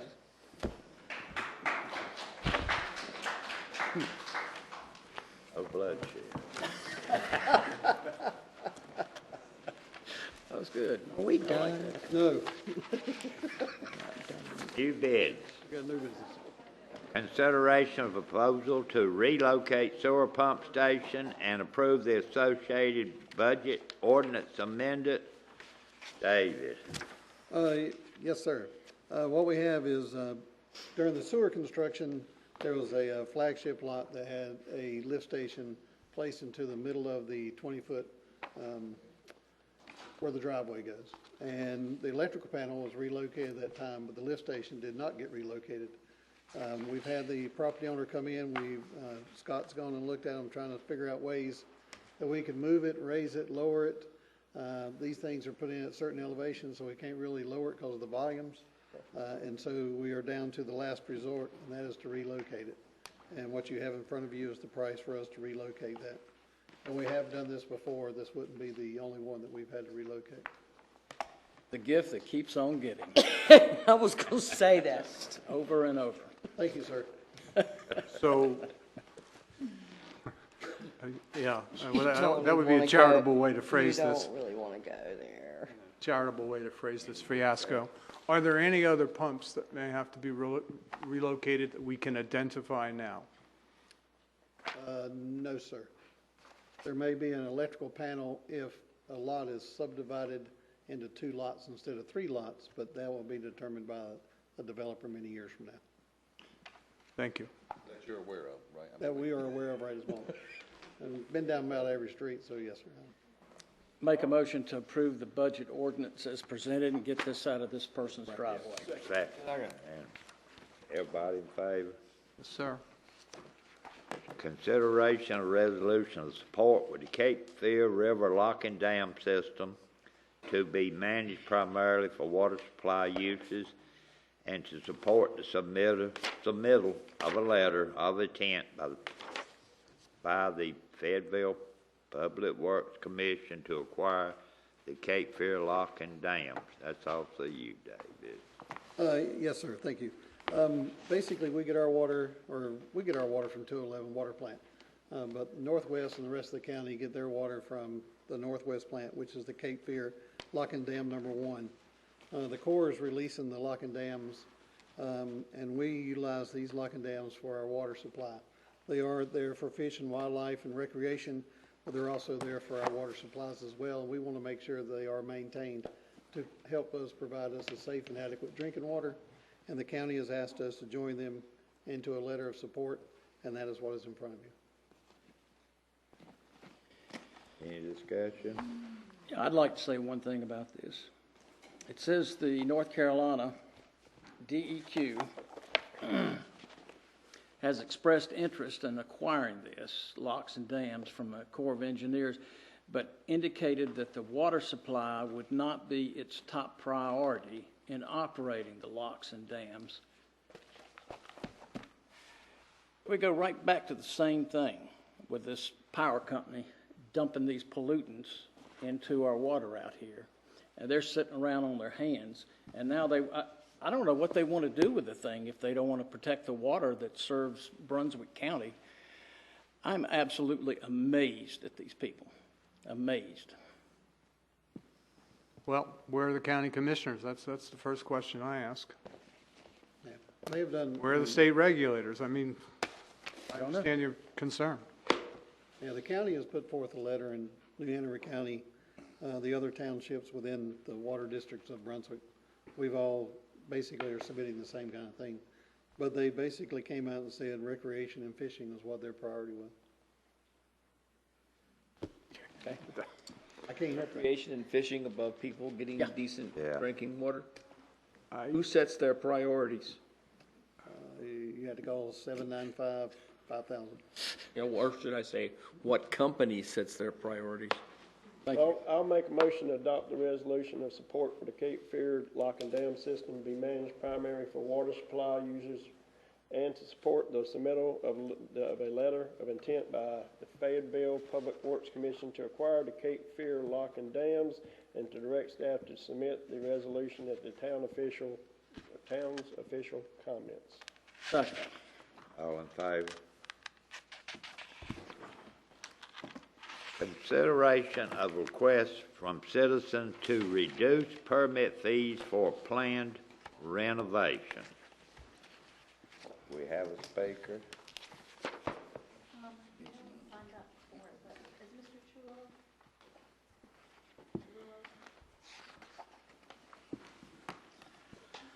No, I don't think he's present. Basically, what you have in front of you is he has asked for a reduction in his building permits and for his system development fees. He doesn't utilize the property full-time, and he was here periodically and was asking to have those reduced to accommodate that. You can see since 2018, the remodeling, 32 remodeling projects. Basically, we had this system development fee that was done by McGill & Associates.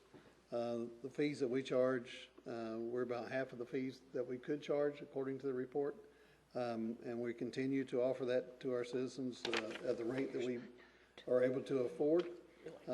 And so staff has looked at this, and this is totally citizen initiated. It's not a staff recommendation.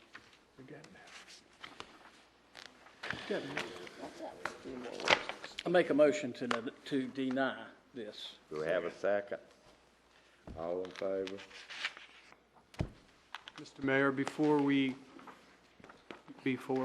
go into closed session, I wonder if, given the concern we have about the quality of our watershed, especially since we drink it, if council would be willing that we send a letter along with this resolution of support, a letter expressing our concern about the quality of drinking water and the priorities of the new management to be?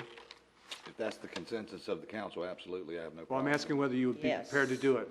Yes, yes. Yes. I think it is unanimously. I think it is too. I'll get with Mr. Kelly, draft, have him submit it to you guys electronically, and then individually, not reply to all, give Mr. Kelly whatever proposed revisions, and then we'll send it back out until we get it right, and y'all are happy with it. Thank you. We've done that once before. Yes, it was actually a well-crafted letter, and perhaps you're be more level-headed than we are about these kind of priorities. I'll write the letter, Brian, okay? I think perhaps council should write that letter. No. Do we need closed session? I discussed what I needed to discuss. I think we put it on there. That's a yes or no answer. Yeah. Apparently Well, not tonight. I don't need one because what I was prepared to talk about, I spoke about in my report. I'm obviously willing to go back there if there's any items you guys that want to discuss in closed session, and if it would be appropriate topic for closed session. No, the answer is no. We don't need closed session. I would like to make a motion to adjourn this meeting. It took him a while. Second. All in favor?